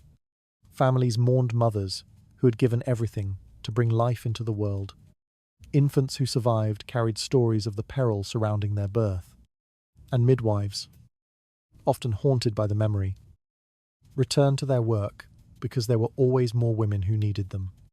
Childbirth complications exposed the thin line between endurance and loss, leaving families shaped by moments no one could control. There is a quiet sense that each emergency revealed not only physical danger, but the emotional burden carried by all who witnessed it. Amid that weight grew another shadow, the unspoken crisis of women whose minds unraveled after the pain and strain of birth. Postpartum emotion in Tudor England unfolded in a world that had little language for inner suffering. A woman who had survived the brutal physical trial of childbirth was expected to return quickly to stillness, duty, and silence. Her exhaustion, fear, or sadness, so common after birth, were rarely recognized as natural responses. Instead, any emotional decline was interpreted through the rigid frameworks of superstition, morality, or madness. What today would be understood as postpartum depression was, in her time, something far more isolating, a quiet descent into distress that no one around her felt equipped to witness. In the days after birth, a mother might begin to withdraw. Her gaze might drift. Her hands move more slowly, and her voice softens into almost nothing.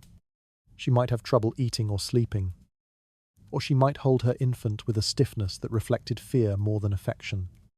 These signs were visible, yet those around her rarely interpreted them with empathy. Instead, they dismissed her sorrow as a weakness of spirit or as a trace of impurity still clinging to her from childbirth. Emotional pain was not viewed as an illness, but as a moral failing. For many women, the loneliness grew rapidly. Their world had already shrunk during confinement. Now it narrowed further, shaped by expectations that forbade emotional expression. If she cried, relatives might fall silent, unsure whether they were witnessing melancholy or something more ominous. If she spoke of fear or dread, those words might be met with admonitions to pray more fervently, even exhaustion. Nothing more than the natural result of childbirth was interpreted as a lack of resolve. In this climate, the mother learned to speak less and conceal more. Some women became detached, moving through their routines with slow, heavy steps.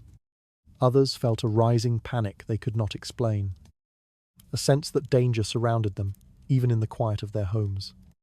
Without the language to name these feelings, they struggled to understand themselves. Their world, once predictable, shifted into something fragile and unfamiliar. Relatives noticed but rarely intervened. Discomfort with emotional suffering kept them at a distance.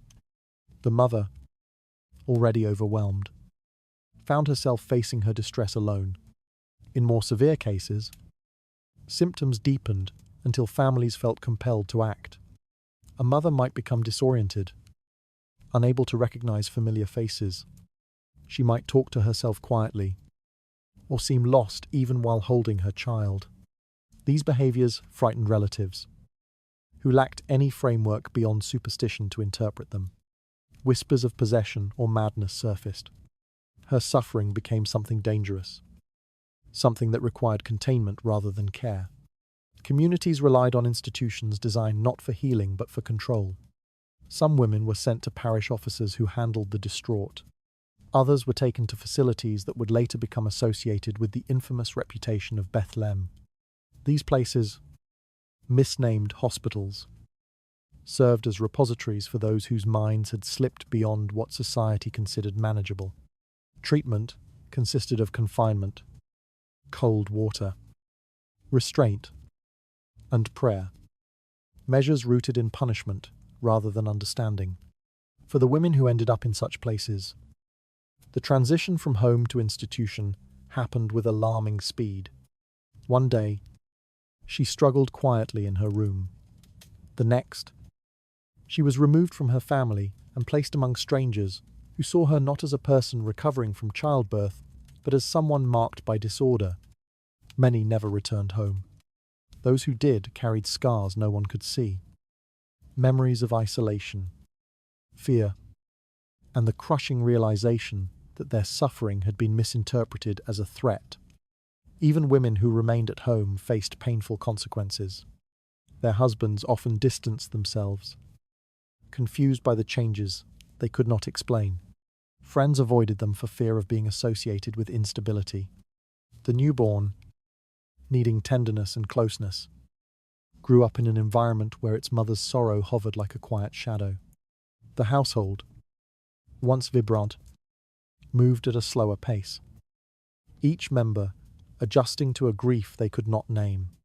These realities reveal how narrow the understanding of mental health was in Tudor life. Emotional suffering did not align with the expectations placed on women.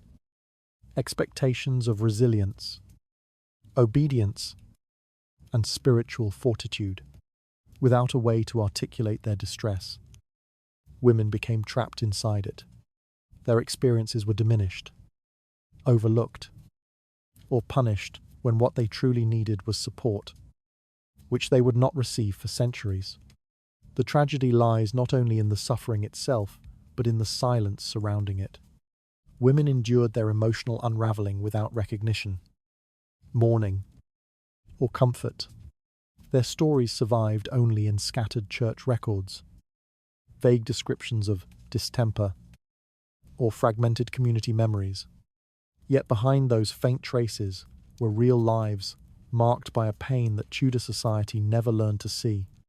Postpartum sorrow revealed itself in ways too subtle for Tudor understanding, leaving women trapped between expectation and despair.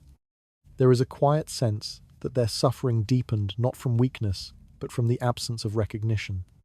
From that growing silence emerged another crisis: the brutal fate of mothers subjected to desperate surgical measures when childbirth no longer allowed time or hope. Caesarean procedures in Tudor England existed at the farthest edge of desperation, attempted only when a mother hovered so close to death that every other possibility had vanished. These operations were not acts of hope for the woman. They were final efforts to save the child when her life was believed already lost. Families understood this clearly. When talk of cutting began, silence filled the room, and grief settled in even before the decision was carried out. No one expected the mother to survive. Her body, exhausted and failing, became the last barrier between the newborn and the world. The procedure itself reflected a world without anesthetics, sterile tools, or surgical knowledge. The midwife or surgeon, often a barber surgeon rather than a trained physician, approached the body with instruments that had touched countless other patients. The air in the room carried dust, sweat, and the scent of fear. The mother, barely conscious. I felt the first slice without the faintest protection against the shock that followed. Pain tore through her, violent and overwhelming, though her strength was too depleted to resist. Those present steadied her limbs, murmuring prayers not for her recovery, but for her passing to be swift. The cut was made quickly, but nothing about the operation resembled precision. Hands moved with urgency, not control. The abdominal muscles were forced apart. The womb opened with rough gestures, and blood filled the linens faster than they could be changed. Even in the best circumstances, the shock alone could claim the mother's remaining strength. In the worst case, infection from unwashed instruments or the surgeon's own hands entered her body before the infant had even been lifted from the womb. Once the child was removed, attention shifted entirely to the infant. The mother, still bleeding, still conscious or slipping away, received no true care. There were no stitches to close the wound, no method to prevent hemorrhage. Cloths were pressed over the incision, but they served only to mask the inevitable. Her breath slowed. Her face grew pale. Within minutes or hours, her life ended, often with no one at her side except those preparing for burial. The newborn, crying and fragile, became the symbol of both survival and loss. These procedures were rare, not because people feared surgery itself, but because communities understood what the operation meant. To authorize a caesarean was to acknowledge that the mother's life could not be saved. Families hesitated until the very last moment, hoping for a miracle that never came. Husbands, torn between grief and duty, sometimes stepped outside to avoid witnessing the operation. Mothers of the laboring woman prayed for her soul even before the first incision. The emotional weight inside the room grew unbearable. Yet tradition demanded that the child's life be prioritized above hers. Some women outlived the operation for a short time, lingering in a state of agony that no remedy could ease. Their wounds remained open, their bodies unable to fight infection. Fever rose sharply. Their breath became shallow and uneven. Death arrived soon after, and their passing was framed as a sacrifice, an expected outcome of childbirth pushed beyond its limits. Those who survived long enough to speak often remained silent. The pain consumed whatever words they might have uttered. The aftermath extended beyond the mother's death. The household absorbed the reality of its loss with a stunned quiet. An infant, born through violence, now required care from relatives grieving the fresh absence of its mother. Some families believed the child carried a symbolic weight, that its survival had demanded a life in return. Others viewed the infant with tenderness, mixed with sorrow. The mother's name, once spoken daily, became a memory, held carefully but quietly, overshadowed by the knowledge that her final moments were spent in a suffering no one could prevent. These operations reveal the limits of Tudor medicine with stark clarity. Without anesthesia, antisepsis, or surgical training, survival was nearly impossible. The procedure existed solely to extract the fetus from a dying body, reflecting a worldview in which the mother's life had already been surrendered. It was an act shaped by necessity, fear, and the overwhelming desire to save at least one life when two seemed destined to be lost. What remains most striking is the silence surrounding these deaths. They were recorded as tragedies, yet also as expected realities, part of childbirth rather than failures of care. The mother's courage went unspoken, her suffering unnamed. Generations later, all that remains are traces, the faint suggestions of lives cut short inside rooms where hope and despair collided. The caesarean of Tudor England exposed a world where survival of the mother was never part of the plan. Only the removal of the child before death arrived. There is a quiet sense that these procedures reflected not cruelty, but the desperation of families who had run out of time. Out of that desperation grew another fear. The tools themselves, crude instruments that resembled devices of punishment more than instruments of birth. Iron instruments used in Tudor childbirth existed in a strange and unsettling space. Objects meant to save lives that looked far closer to the tools used for punishment. They were kept in wooden boxes or hung on hooks along the walls of birthing rooms, their metal surfaces darkened by age and repeated use. Midwives handled them with a grim familiarity, understanding what they represented, the moment when labour no longer followed its natural course and intervention became unavoidable. These tools entered the scene only when danger overshadowed hope, yet their presence carried a weight that filled the room with dread long before they were touched. The most common instrument was a pair of long iron tongs, shaped to grasp the infant when it became lodged inside the birth canal. Their edges were crude, their hinges stiff, and their grip unreliable. Midwives used them reluctantly, aware that the slightest misjudgment could crush the fragile skull of the infant or tear the mother's tissues. The tension inside the room grew palpable as the tool was lifted. Faces tightened, breaths shortened, and silence settled heavily. The instrument's shape alone suggested harm, though harm was never the intention. Survival demanded choices no one wished to make. Hooks were more frightening still. These were thin, curved pieces of metal, sharpened at the end and designed for one purpose: to extract a fetus that could not be delivered by any other means. The sight of the hook, glinting faintly in candlelight, often signaled the final stage of despair. Midwives reached for it only when the child had already died, or when leaving it inside, the mother meant losing her as well. The act of using the hook shook even the most experienced attendants. It required strength mixed with precision, courage mixed with resignation. The room, already thick with fear, turned solemn as the iron touched the body. Knives, though smaller, carried no less horror. They were used to widen the vaginal opening or to cut tissue when delivery halted completely.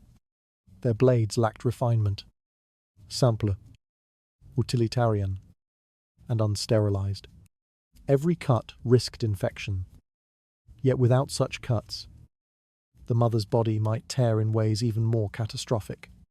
Blood dampened the linens, soaking quickly through layers of cloth. The midwife worked steadily, her focus fixed not on the violence of the act, but on the narrow possibility that it might save a life. Her hands moved with practiced certainty, even as the mother cried out from pain that no remedy could dull. Inside the birthing chamber, these tools shaped the atmosphere as much as the labour itself. Their cold surfaces matched the cold fear of those watching. Family members waiting outside often sensed when instruments had been brought out. The change in tone, the hurried footsteps, and the sudden quiet told them everything. Some paced the hallway while praying under their breath. Others held onto the walls or each other, prepared for the word that no one wished to hear. The tools were symbols of urgency, of battles fought at the very edge of human endurance. Mothers, caught between agony and fading strength, sometimes glimpsed the metal shapes being prepared. Their eyes widened, not out of misunderstanding, but from a deep awareness of what the presence of such tools meant. They understood that the labour had turned into a struggle neither they nor the midwife could win without force. Pain surged through their bodies, uncontrolled and consuming. Yet they continued, driven by instinct and fear in equal measure. Some whispered prayers, others clenched their teeth, refusing to surrender to despair. Infants, when extracted by these instruments, bore the marks of the ordeal. Bruised skin, misshapen skulls, or deep scratches were common, though families often interpreted such injuries as signs of divine testing rather than the result of the tools themselves. In the worst cases, the infant emerged lifeless, and its body too fragile to withstand the violence required to free it. The grief that followed filled the room with a heavy stillness, broken only by the mother's sobs or the midwife's quiet words of comfort. Even when the child survived, the emotional wound left by the instruments lingered long after the physical wounds healed. These tools illuminate a harsh truth about Tudor childbirth. Survival demanded choices that blurred the boundary between healing and harm. Midwives did not reach for iron lightly. They did so when all other options had failed. When the mother's life, or the child's life, or both, hung in the balance. Their reliance on such instruments reflects the limitations of medical knowledge at the time, but also the profound courage required to make decisions under immense pressure. The midwives bore the responsibility of those moments, their memories burdened by the lives saved and the lives lost. Looking back, the instruments appear brutal, their forms jarring to modern eyes. Yet in their time, they represented the only hope available when nature refused to cooperate. They were not weapons, though they resembled them. They were tools forged from desperation, used in rooms where suffering had already reached its limit. Iron instruments revealed how childbirth in Tudor England balanced precariously between intention and injury. There is a quiet sense that every decision made in those rooms bore more weight than any hand could hold. From that heavy reckoning emerged another truth. The preparations families made long before labour began, knowing how uncertain a mother's fate could be. Preparation for childbirth in Tudor households began weeks before labour ever started, shaped by the quiet understanding that the approaching event carried as much danger as hope. Families moved through their routines with a subtle shift in tone, speaking more softly, watching the expectant mother with careful eyes. Though daily life continued, an undercurrent of anticipation settled beneath it, an acknowledgement that childbirth was not merely a moment of transition, but a threshold where lives could change abruptly or end without warning. As the final month approached, discussions that had been postponed for months could no longer be avoided. Wills were brought out, sometimes written on worn parchment, sometimes dictated to a neighbour who knew how to record such things. Women, aware of their vulnerability, made decisions about property, clothing, or keepsakes they wished to pass on. These conversations unfolded in quiet rooms, often with only one or two trusted relatives present. The expectant mother sat slowly, hands resting on her swollen abdomen, and spoke in a steady voice that masked the fear beneath her words. This was not pessimism. It was prudence formed by generations of lived experience. Some women prepared letters addressed to the child they had not yet met. These messages, written in uneven script or spoken aloud for someone else to record, were filled with tenderness and sorrow. A mother might describe her hopes for the child's life, offer guidance she feared she might never give in person, or simply express love in words meant to endure should her voice be silenced. These letters were folded carefully and placed among the family's possessions, hidden yet accessible, ready to be opened only if the worst occurred. Their presence in the household carried a weight that could not be spoken aloud. Husbands, though deeply involved in household affairs, approached childbirth with caution rather than participation. Many believed that their presence in the birthing chamber would bring misfortune or disrupt the work of the midwives. Others feared witnessing the suffering that childbirth often demanded. They remained outside the closed door, listening for muffled voices or hurried footsteps, their hands trembling slightly as they waited. Some paced across the floorboards. Others leaned against the wall with their heads bowed. The distance between them and the birthing room reflected not indifference but powerlessness. Relatives assisted in quiet, deliberate ways. Older women in the family gathered linens, prepared broths, or organized the room where the labor would take place. They checked the candles, adjusted the shutters to block drafts, and laid out cloths that might be needed should complications arise. These tasks looked simple, yet they carried emotional weight. Each preparation acknowledged the possibility that the mother might not leave the room alive. The silence in the house deepened as the due date approached, broken only by the low conversations of women moving through hallways with slow, purposeful steps. The expectant mother lived in a suspended state during these days. She moved more carefully, aware that each step could trigger discomfort or early labor.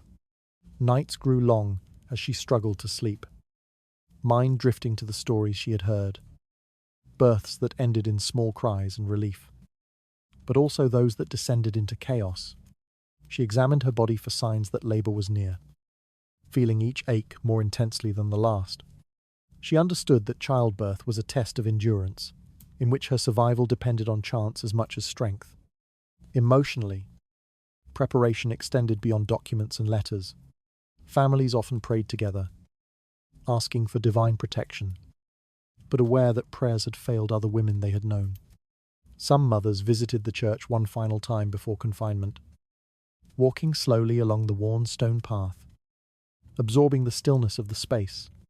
They touched the edge of the pew or traced the carved patterns on the wall, knowing they might not return.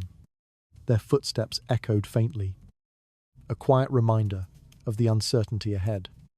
As labor drew near, the household settled into a mixture of vigilance and resignation. The midwife might begin staying nearby or visiting more frequently. Husbands grew restless, speaking less and watching more.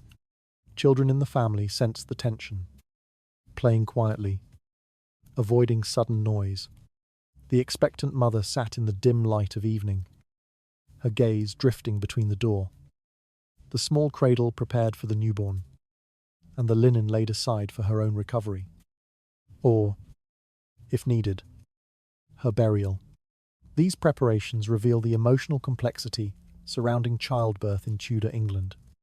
Families hoped with sincerity, yet they planned with clarity. The practical steps, wills, letters, and household arrangements were not signs of despair, but acknowledgements of reality. Survival was possible, but danger was ever present. In this balance between anticipation and fear, families learned to brace themselves quietly for whatever outcome might follow. The birthing chamber stood at the center of these preparations, a space where hope and dread converged. Each object placed inside held meaning: cloths for the infant, cloths for the mother, and cloths should blood loss overwhelm all efforts to stop it. By the time the first pains of labor arrived, the emotional groundwork had already been laid. Those waiting outside the room understood that childbirth demanded courage from the mother, and silence from everyone else. Family preparations revealed the uneasy balance between hope and caution that surrounded every Tudor birth. There is a quiet sense that these rituals reflected love shaped by fear, as families prepared for both joy and loss in the same breath. Amid that solemn anticipation emerged another force: the spiritual protections people believed could guard a mother when human hands could not. Spiritual belief shaped Tudor childbirth as firmly as any physical preparation, creating an atmosphere where prayer, ritual, and quiet superstition intertwined with the physical struggle unfolding in the birthing chamber. For many families, divine assistance felt as necessary as the midwife's hands. In a world without medical certainty, faith offered structure, comfort, and a sense of direction, an unseen presence that people hoped might steady the mother's body and protect the fragile life she carried. Saint Margaret, the patron saint of childbirth, held a central place in these beliefs. Her image appeared in small wooden carvings, ink illustrations, or worn prayer cards kept inside pockets and table drawers. On the day labour began, someone, often an older female relative, retrieved the image and placed it near the birthing bed. The depiction was simple: Saint Margaret standing calm and unshaken, a quiet symbol of endurance amid suffering. Families believed she could guide the mother through the dangers that lay ahead, acting as a protective witness when human efforts faltered. Near the bed, amulets or protective charms were arranged with deliberate care. Some were made of knotted cords, others of twisted metal or small engraved objects passed down through generations. These items were thought to shield the labouring woman from harmful spirits or misfortune. The midwife, moving through the room with practiced steps, often acknowledged these charms silently. Whether she believed in them or not mattered little. Their presence comforted the family and provided a sense of shared purpose as labour intensified. Holy water was another essential element. A small vessel rested on a nearby table, ready to be sprinkled over the mother or brushed lightly across her forehead. Its cool touch was meant not only to bless her, but to ward off danger. Some women asked for it repeatedly, seeking reassurance in moments when the pain became overwhelming. Relatives refilled the vessel whenever it ran low, careful not to spill a drop. The act of replenishing it carried symbolic weight, renewing hope at the very moment fear pressed hardest. Prayer filled the room in soft, rhythmic waves. As contractions tightened, those gathered near the door began reciting familiar verses under their breath. Sometimes the mother herself whispered fragments of psalms or invoked St. Margaret's name between gasps of pain. Her voice trembled but persisted, as though speaking the words might anchor her against the rising tide of suffering. The sound of prayer blended with the hushed instructions of the midwife, forming a fragile harmony of faith and practical guidance. Some families treated the entire labour as a sacred vigil. Candles were lit not merely for light, but as symbols of divine presence. Shadows flickered across the walls, stretching and collapsing with each movement inside the room. The air felt heavy, saturated with anticipation and devotion. Every action, from adjusting a cloth to offering a cup of water, carried a layer of reverence. Those waiting outside the chamber listened to the muffled cadence of prayers, each syllable a reminder of the uncertainty they faced. Belief shaped interpretation as well. When labour progressed smoothly, people credited divine intervention. When complications arose, they whispered anxiously, worried that some moral failing or forgotten ritual had left the mother vulnerable. Families often searched for small signs: how the candle flame moved, how the mother's breathing sounded, how the room felt during the quiet moments between contractions. These impressions, though rooted in superstition, offered orientation in circumstances that felt uncontrollable. Midwives themselves navigated a complex balance between practical skill and spiritual symbolism. Many understood herbs, positioning, and the rhythms of labour through years of hands-on experience. Yet they also recognized the importance of faith in maintaining the mother's courage. They allowed charms to remain, permitted prayer to continue uninterrupted, and sometimes paused briefly to touch the image of St. Margaret before performing a difficult maneuver. These gestures reassured the family and bolstered the woman's resolve. turning faith into an unspoken tool alongside the physical methods of delivery. As labor reached its most painful stages, prayer grew louder or more frequent. Some women recited verses continuously, clinging to them as their strength wavered. Others closed their eyes and listened as relatives prayed on their behalf. The birthing chamber became a place where physical endurance and spiritual dependence coexisted, where each cry, each breath, and each whispered plea carried equal significance. In moments when the mother faltered, hands reached for her, steadying her while voices murmured blessings to guide her through the final moments. When the infant finally emerged, whether crying loudly or silent and still, families reacted with a mixture of relief and reverence. Some crossed themselves.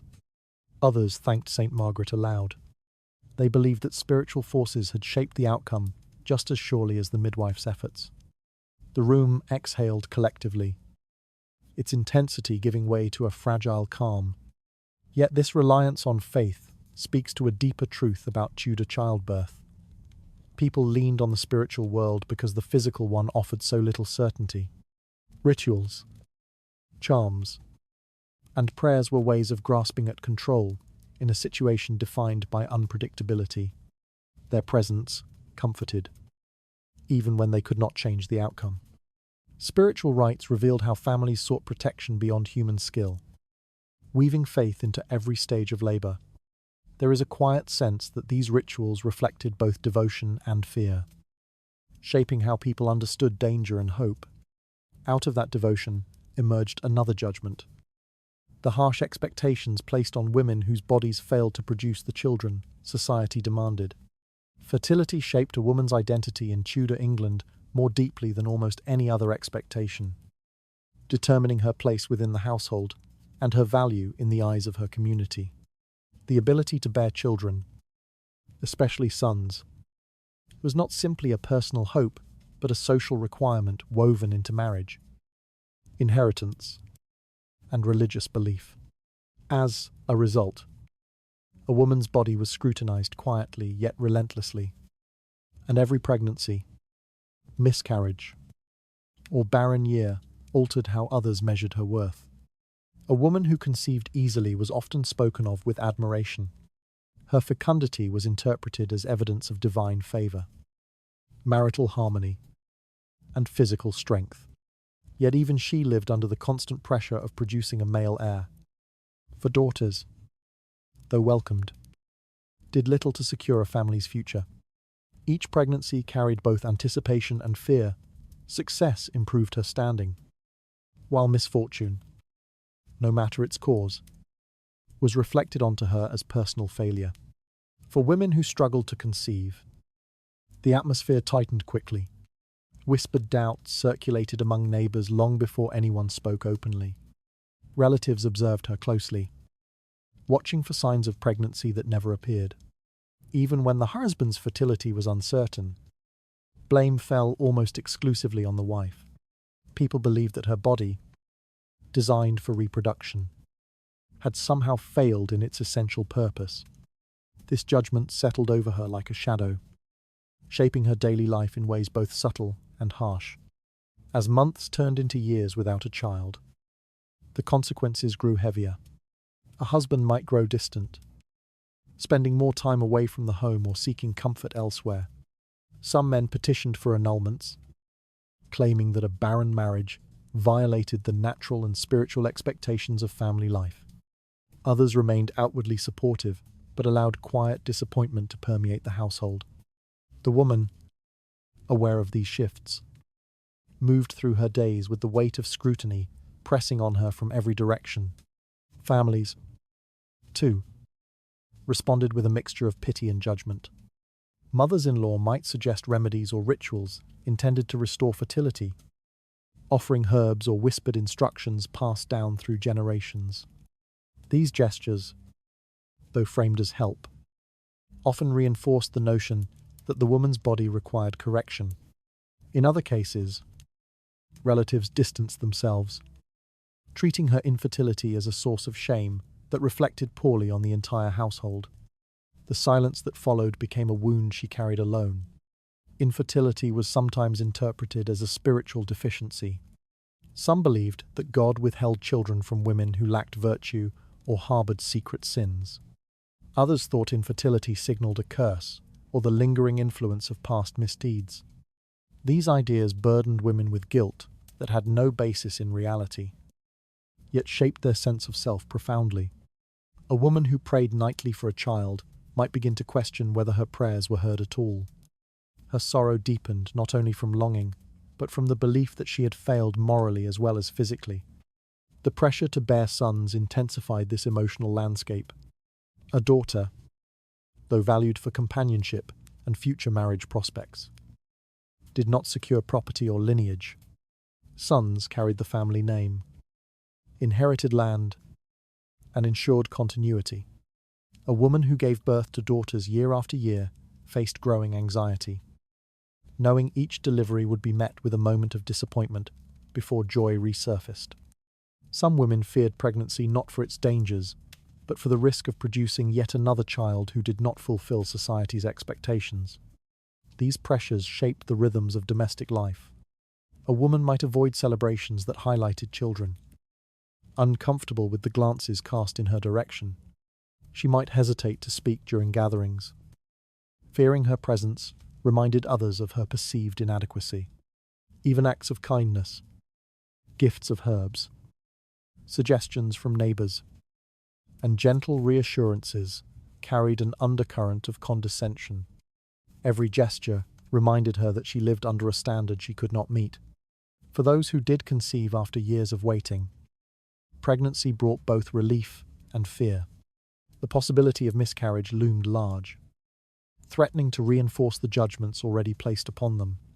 Women in this position lived cautiously, moving slowly through their days, avoiding heavy work, and praying for a safe outcome. The community, too, watched carefully, their expectations hovering like an unspoken test. What emerges from these patterns is a portrait of a society that tied a woman's worth to circumstances far beyond her control. Fertility was treated not as a biological condition, but as a reflection of character, faith, and duty. This framework left little room for compassion. Women bore the emotional burden silently, believing that their inability to conceive or to produce sons made them lesser in the eyes of those around them. The emotional cost of this judgment was profound. Women's internalized fears that shaped their sense of self long after their childbearing years ended. Some carried these wounds quietly into old age, remembering the years defined by hope, pressure, and disappointment. Others learned to accept their place on the margins of family life, though the sorrow remained beneath the stillness of their everyday routines.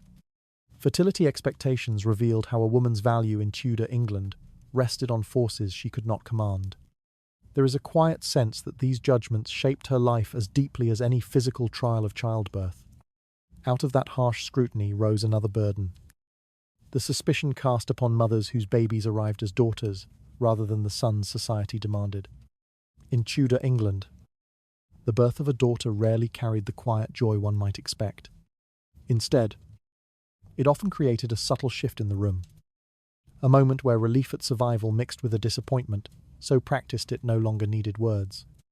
Those present understood instantly that the child's sex held implications far beyond infancy. A son promised continuity, security, and pride. A daughter, however loved, introduced a different kind of calculation, one shaped by inheritance laws, economic strain, and the rigid structure of gender expectations. A woman who delivered a daughter felt that shift before anyone spoke. She saw it in the tightening of her husband's jaw, the faint sigh from the midwife, the soft murmur of prayers that seemed less grateful than resigned. The newborn cried, with the same strength as any child. Yet the sound did not lift the atmosphere. Instead, it pressed the air down, reminding everyone that this birth, however natural, had failed to meet the unspoken requirement of the household. The mother lay quietly, exhausted, aware of the unvoiced judgment settling upon her. The labour had been long, painful, and perilous, but the outcome overshadowed all of it. She had survived, and the child had survived, yet neither fact redeemed the disappointment. The newborn girl was swaddled carefully, but the gestures lacked the ceremonial weight reserved for boys. No one spoke of prospects or lineage. Instead, they discussed practical matters: feeding, clothing, and cost. In families of modest means, daughters represented financial responsibility that stretched for years. Clothing, dowries, and arrangements for marriage created burdens that households struggled to manage. Fathers viewed daughters as obligations that postponed security rather than securing it. The pressure fell hardest on women, who were quietly blamed for the repeated arrival of girls. The belief that the mother influenced the sex of the child, though unfounded, was deeply rooted. As a result, each daughter reflected on her as another failure. For some women, consecutive daughters amplified the scrutiny. Neighbours whispered that God had made his judgment clear. Relatives suggested remedies, prayers, or confessions intended to correct the supposed imbalance. The woman herself moved through these routines with a muted sense of dread, knowing none of them would alter the next birth. Her body had become a site of anxious speculation, and each pregnancy renewed the fragile hope that this time the outcome would restore her value. Husbands sometimes responded to repeated daughters with distance or hostility. A once affectionate household could grow cold after the third or fourth girl, as though the wife were personally responsible for altering the family's future. Some men withheld resources, arguing that investing in a woman who produced only daughters was wasteful. Others withdrew emotionally, spending their days away from home. The silence they left behind became a constant reminder of expectations unmet. In extreme cases, a woman's inability to bear sons carried severe consequences. Some were sent back to their families, forced to live in humiliation as evidence of their failure. Others remained in the household but lost authority, treated with a quiet disdain that extended even into daily tasks. The daughters, unaware of the burden their existence created, grew up within this atmosphere of disappointment, sensing its weight without understanding its cause. Communities reinforced this hierarchy through rituals and stories. Tales of women blessed with many sons were repeated with admiration. Stories of households filled with daughters carried a warning tone, as though fate had turned against them. These narratives shaped how people viewed fertility, emphasizing that producing sons was not only a personal achievement, but a moral and spiritual sign of worth. The emotional toll on mothers was profound. They carried the memory of each birth, remembering the fleeting moment of joy before the disappointment emerged. They held their daughters close, loving them fiercely despite the scrutiny those children brought upon them. And yet, the mother's affection could not quiet the murmurs of the community or erase the expectations that shadowed her. Even within the dim light of the birthing chamber, the contrast between sons and daughters was unmistakable. A boy was greeted as a promise, a futur labori, heir, protector. A girl was welcomed politely, tenderly, but without the same reverence. She was a life to be raised, yet also a life that cost more than it returned. The mother understood this distinction with painful clarity, feeling it in the quiet gestures of those around her. Daughters themselves grew up under this shadow. They learned early that their presence strained the household. They were taught obedience, modesty, and gratitude, as though their very existence required constant atonement. The mother, watching them grow, felt both pride and sorrow. Pride in their resilience, sorrow in the knowledge that society devalued them from the instant they took their first breath. The fear surrounding the birth of a daughter revealed how a woman's worth was measured in ways she could never control. There is a quiet cruelty in how families judged a mother not by survival, but by the sex of the child she delivered. In that harsh expectation waits another truth. The body that bore these judgments was often left broken in ways no one wished to see. It began with the simple expectation that childbirth was a duty, something every Tudor woman was meant to endure without protest. Yet the aftermath often revealed a quieter, the longer battle that few outside the birthing chamber ever understood. Injuries did not always announce themselves in the first hours. They settled slowly into the body, becoming a constant companion in a world that offered no vocabulary for pain and no real path toward healing. What survived after the cries of labour ended was not always joy, but the quiet erosion of a body pushed beyond its limits. Perineal tears were almost universal, though no one used such terms. They were described instead as ruptures, whispered in embarrassment, tended only with cloths and prayer, without stitching or antiseptics. These wounds opened easily, leaving women unable to sit, walk, or clean themselves without agony. Mothers carried on because life allowed no pause. Infants needed feeding, fires needed tending, and husbands expected obedience. Pain simply became another room they lived in. Other injuries emerged in ways the community refused to acknowledge. Rectovaginal fistulas, though unnamed, left women leaking waste involuntarily. It was a condition so humiliating that many chose isolation rather than face the disgust of others. The smell made it impossible to hide. Some families built small garden sheds or storage rooms where afflicted women could spend the day unseen. What was framed as a private space was in truth exile. Their bodies had become evidence of failure in a society that claimed moral order even as it abandoned them. Uterine prolapse was another silent consequence. Hours of straining, combined with the absence of trained medical support, meant the womb sometimes descended, pressing painfully toward the outside of the body. Women described the sensation as something falling, yet no one could help them. Herbs could numb, cloth could support, but nothing reversed the descent. Husbands complained that their wives could no longer fulfill their role, and some sought annulments or took mistresses, blaming the woman rather than the brutal realities of childbirth. To the community, these outcomes were regrettable but unsurprising. Another reminder that women were fragile vessels whose value expired when their bodies broke. There was no method for recovery. Rest was a privilege only the wealthy could claim. And even then, treatment rarely went beyond warm compresses and whispered reassurances.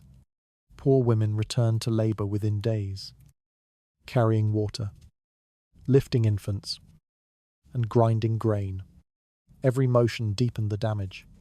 The body adapted by hardening its endurance, not by healing. Pain became something woven into breath, indistinguishable from living itself.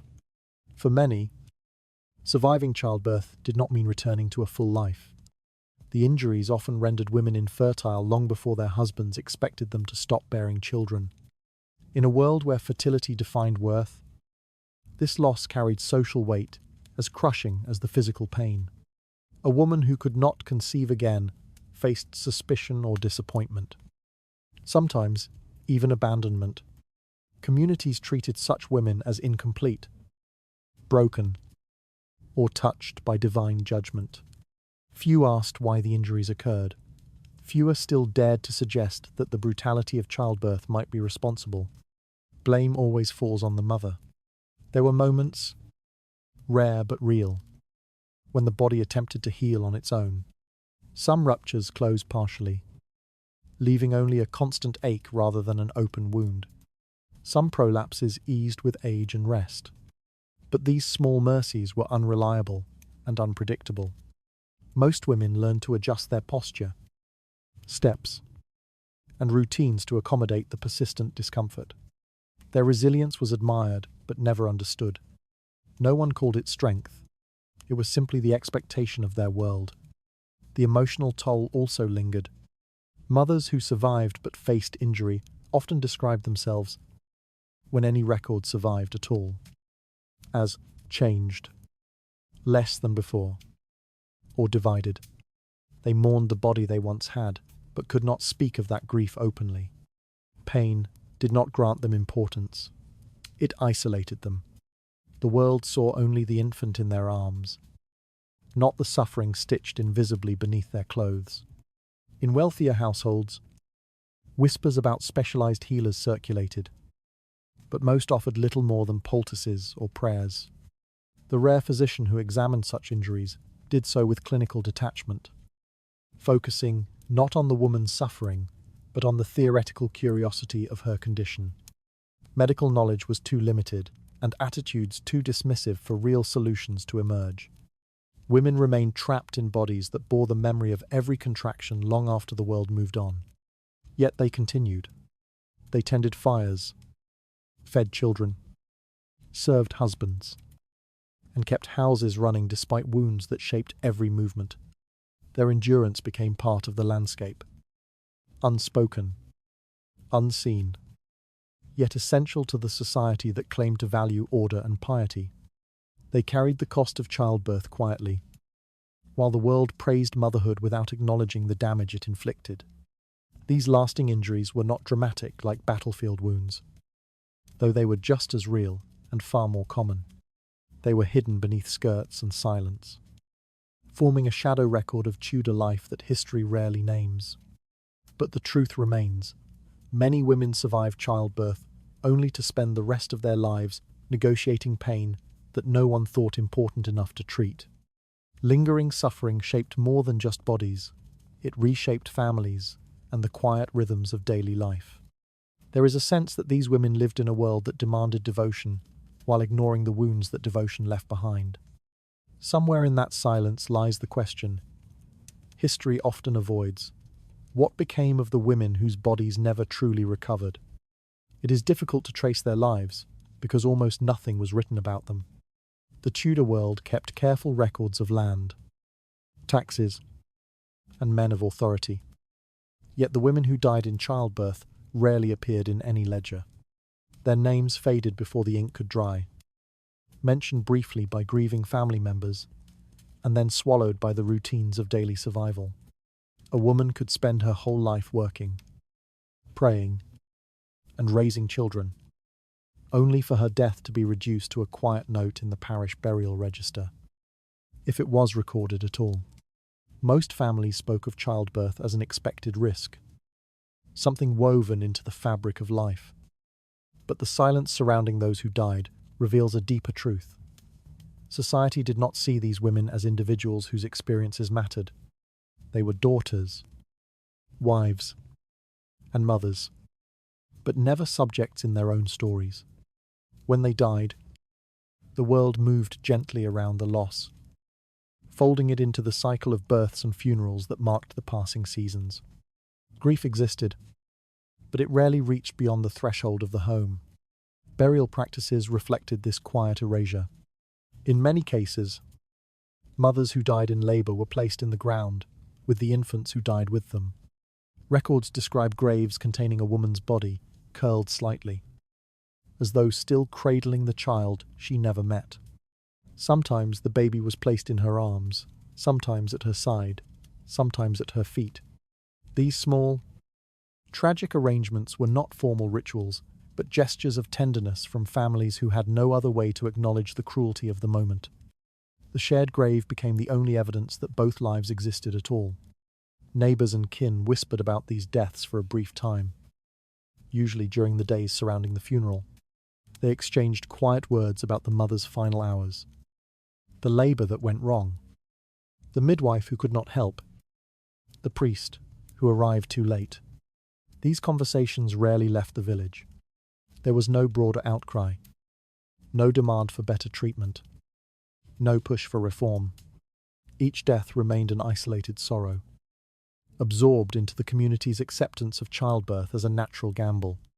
Inside the household, grief took a different form.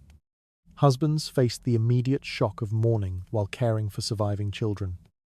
Yet many remarried quickly because life demanded it. Children grew up with only faint memories of the mother who carried them, relying on fragments of stories told by elders who softened the harder truths. Over time, the woman's presence became a handful of impressions. The color of her apron, the sound of her singing, the way she held a child against her hip. These details survived in fading recollections, passed down until even those echoes dissolved. For those who lived in poverty, remembrance was even more fragile. Families without resources could not afford carved stones or written markers.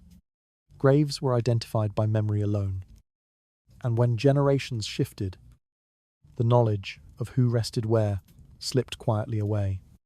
A woman buried in a parish yard might have descendants in the same village who no longer knew she existed. Her life became part of the soil, unclaimed by any record. Yet the absence of documentation does not mean the absence of impact. The routines of Tudor households were shaped daily by the emotional and practical void left behind when a mother died. Children grew up differently. Families reorganized themselves, and husbands carried a grief they rarely expressed aloud.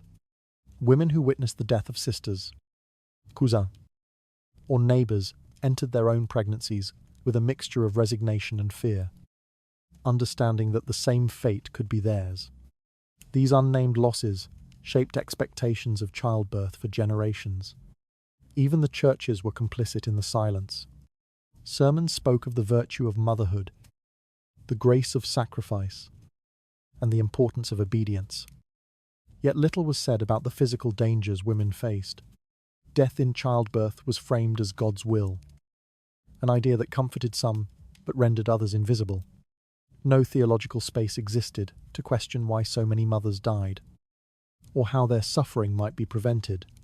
Faith offered solace, but not change. En rare occasion, a woman's death lingered longer in memory because her story was unusually painful, or because her family refused to let it fade. A relative might recount the events in later years, describing the sudden hemorrhage, the long labor, or the fever that stole her away. These accounts revealed more than just medical details. They showed the depth of private sorrow that Tudor society did not publicly acknowledge. But such stories were fragile. They travelled through spoken word, vulnerable to forgetting, distortion, or silence imposed by grief. Despite the erasure, their legacy endures in subtler ways. These unnamed mothers shaped the generations that followed, through the children they raised, the traditions they kept, and the quiet resilience they passed on to daughters and granddaughters. Their absence shaped lives just as deeply as their presence might have. Every Tudor village carried traces of them in its customs, its family lines, and its unspoken fears surrounding childbirth. History rarely records them, but the truth of their existence remains. They lived, suffered, hoped, feared, and loved. They brought life into the world, knowing they might lose their own. And though their names have faded, the weight of their stories persists in every examination of Tudor motherhood and the harsh realities that defined it. Their silence was not emptiness. It was the echo of lives lived in devotion and erased by expectation. There is a somber recognition that these women shaped their world even as it refused to remember them. Out in the quiet space left behind their graves lingers a final question. What truth waits in the shadows of those the records forgot? They brought life into the world, yet the world offered them almost nothing in return. In Tudor England, childbirth unfolded in rooms hidden from public view, leaving behind only fragments of what women endured and almost no record of who they were. A mother could enter labour as a loved and needed presence within her household and leave it as a body wrapped in cloth, lowered into the earth without ceremony, remembered briefly, and then absorbed into the everyday rhythm of survival. Her absence was felt, but her story rarely was. Many women died without anyone outside their families knowing their names. Parish registers sometimes included brief notes about a woman who died in childbed, but those entries offered no detail, no cause, no trace of her final hours. In many households, the death of a mother meant immediate disruption, infants needing wet nurses, older children taken in by relatives, husbands forced to remarry quickly out of necessity rather than desire. Yet none of this movement was recorded with the woman's perspective in mind. She disappeared as quietly as she had lived, and the work of her body was folded into the history of everyone except herself. Burial practices reflected this silence. In many cases, a woman who died in childbirth was buried with the child who died alongside her, the two placed together in a single grave. The gesture was practical as much as emotional. It required fewer resources and allowed the parish to move on swiftly. These graves rarely carried markers. There were no carved stones, no inscriptions, no signs of personal identity preserved for future generations. A life that had laboured, served, carried, and hoped ended in anonymity. The earth was not cruel, but it was indifferent, and indifference left no memory for historians to find. Inside the home, the echoes of her presence lingered in small details. A half-sewn garment left on a stool, a wooden spoon she always preferred, a corner of the room where she sat during cold evenings. Family members recalled these things privately, whispering her name as the years passed. But such memories never reached written records. The emotional history of childbirth remained trapped in these brief, tender recollections, fragile stories, vulnerable to time, decay, and the changing priorities of families who had to keep living. Her death was rarely recognized as a failure of the medical system. In the Tudor world, death was seen as a natural companion to birth. People accepted it with resignation, believing it reflected God's will rather than inadequate care. The society that surrounded these women often spoke of honor, duty, and faith, yet it accepted the routine loss of mothers with a startling degree of calm. Even when entire districts experienced multiple maternal deaths within a single season, there was no outcry, no organized response, no sense that change was possible or necessary. Women were essential, but expendable, central, yet overlooked. Medical writing of the time reinforced this disregard. Physicians, nearly all men, documented childbirth complications with clinical detachment. Their texts described instruments, methods, and anatomical diagrams without acknowledging the women who endured the procedures. When a labouring woman died, the writing moved on effortlessly to another case, as though her life had no weight beyond the lesson it offered. Midwives, who held the closest knowledge of childbirth, left behind almost no writings of their own. Their expertise passed orally and silently, mirroring the unrecorded nature of the women they served. The emotional cost of maternal death extended beyond the moment itself. Families often carried private guilt, wondering whether they could have done something differently. Husbands questioned whether they had prayed enough, or whether their wives had suffered because of unconfessed sins. Mothers of the deceased questioned their own guidance. Sisters replayed the final hours endlessly, searching for meaning in a world that offered none. Yet even these intimate griefs remained hidden, never entering public discourse or written memory.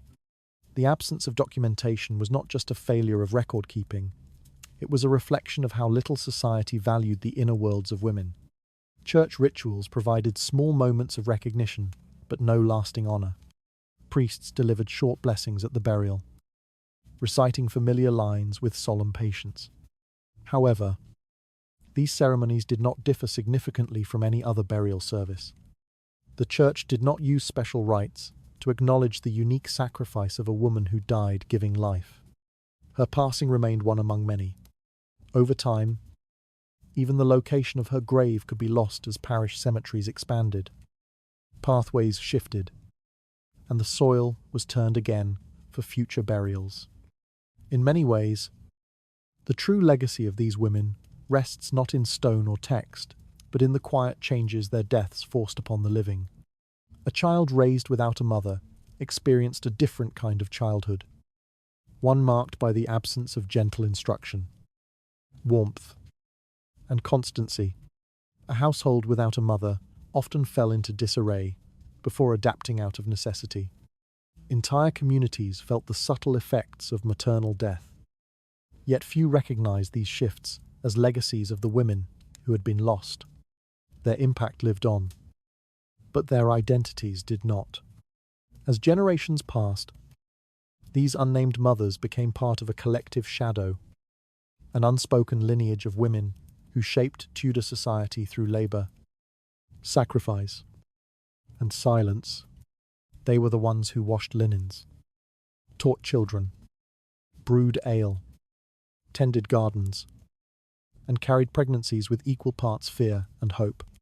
Their efforts supported the daily functioning of households, parishes, and markets. Without them, the world would have faltered, yet their stories rarely entered official histories. Their lives were seen as too common to record, and their deaths too ordinary to mourn publicly. It is difficult to imagine standing in those quiet rooms where a woman struggled for breath after giving birth, the midwife whispering prayers, the family waiting beyond the door, the infant crying or silent in the cradle.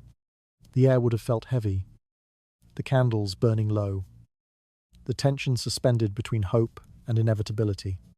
When the final moment arrived, it arrived softly. No outcry, no announcement, only a shift in the room's mood as life slipped away. Her final breath was not witnessed by historians, yet it shaped the lives of everyone who stood outside that door. These women were not forgotten by their families, but they were forgotten by history. Their stories dissolved into records that prioritized kings, wars, property, and law. Their lives existed between the lines of documents that never spoke their names. And so, when we study Tudor medicine today, we must look not only at the instruments, practices, and beliefs, but also at the shadows cast by the women who died because those systems failed them. They birthed the future, yet the future did not remember them. They endured pain that was normalized, risks that were accepted, and losses that were absorbed without protest. Their legacy is not written in books, but in the quiet persistence of the families who survived them. To the mothers who died unnamed, unrecorded, and unseen, this closing chapter is for you. Thank you for listening, and good night.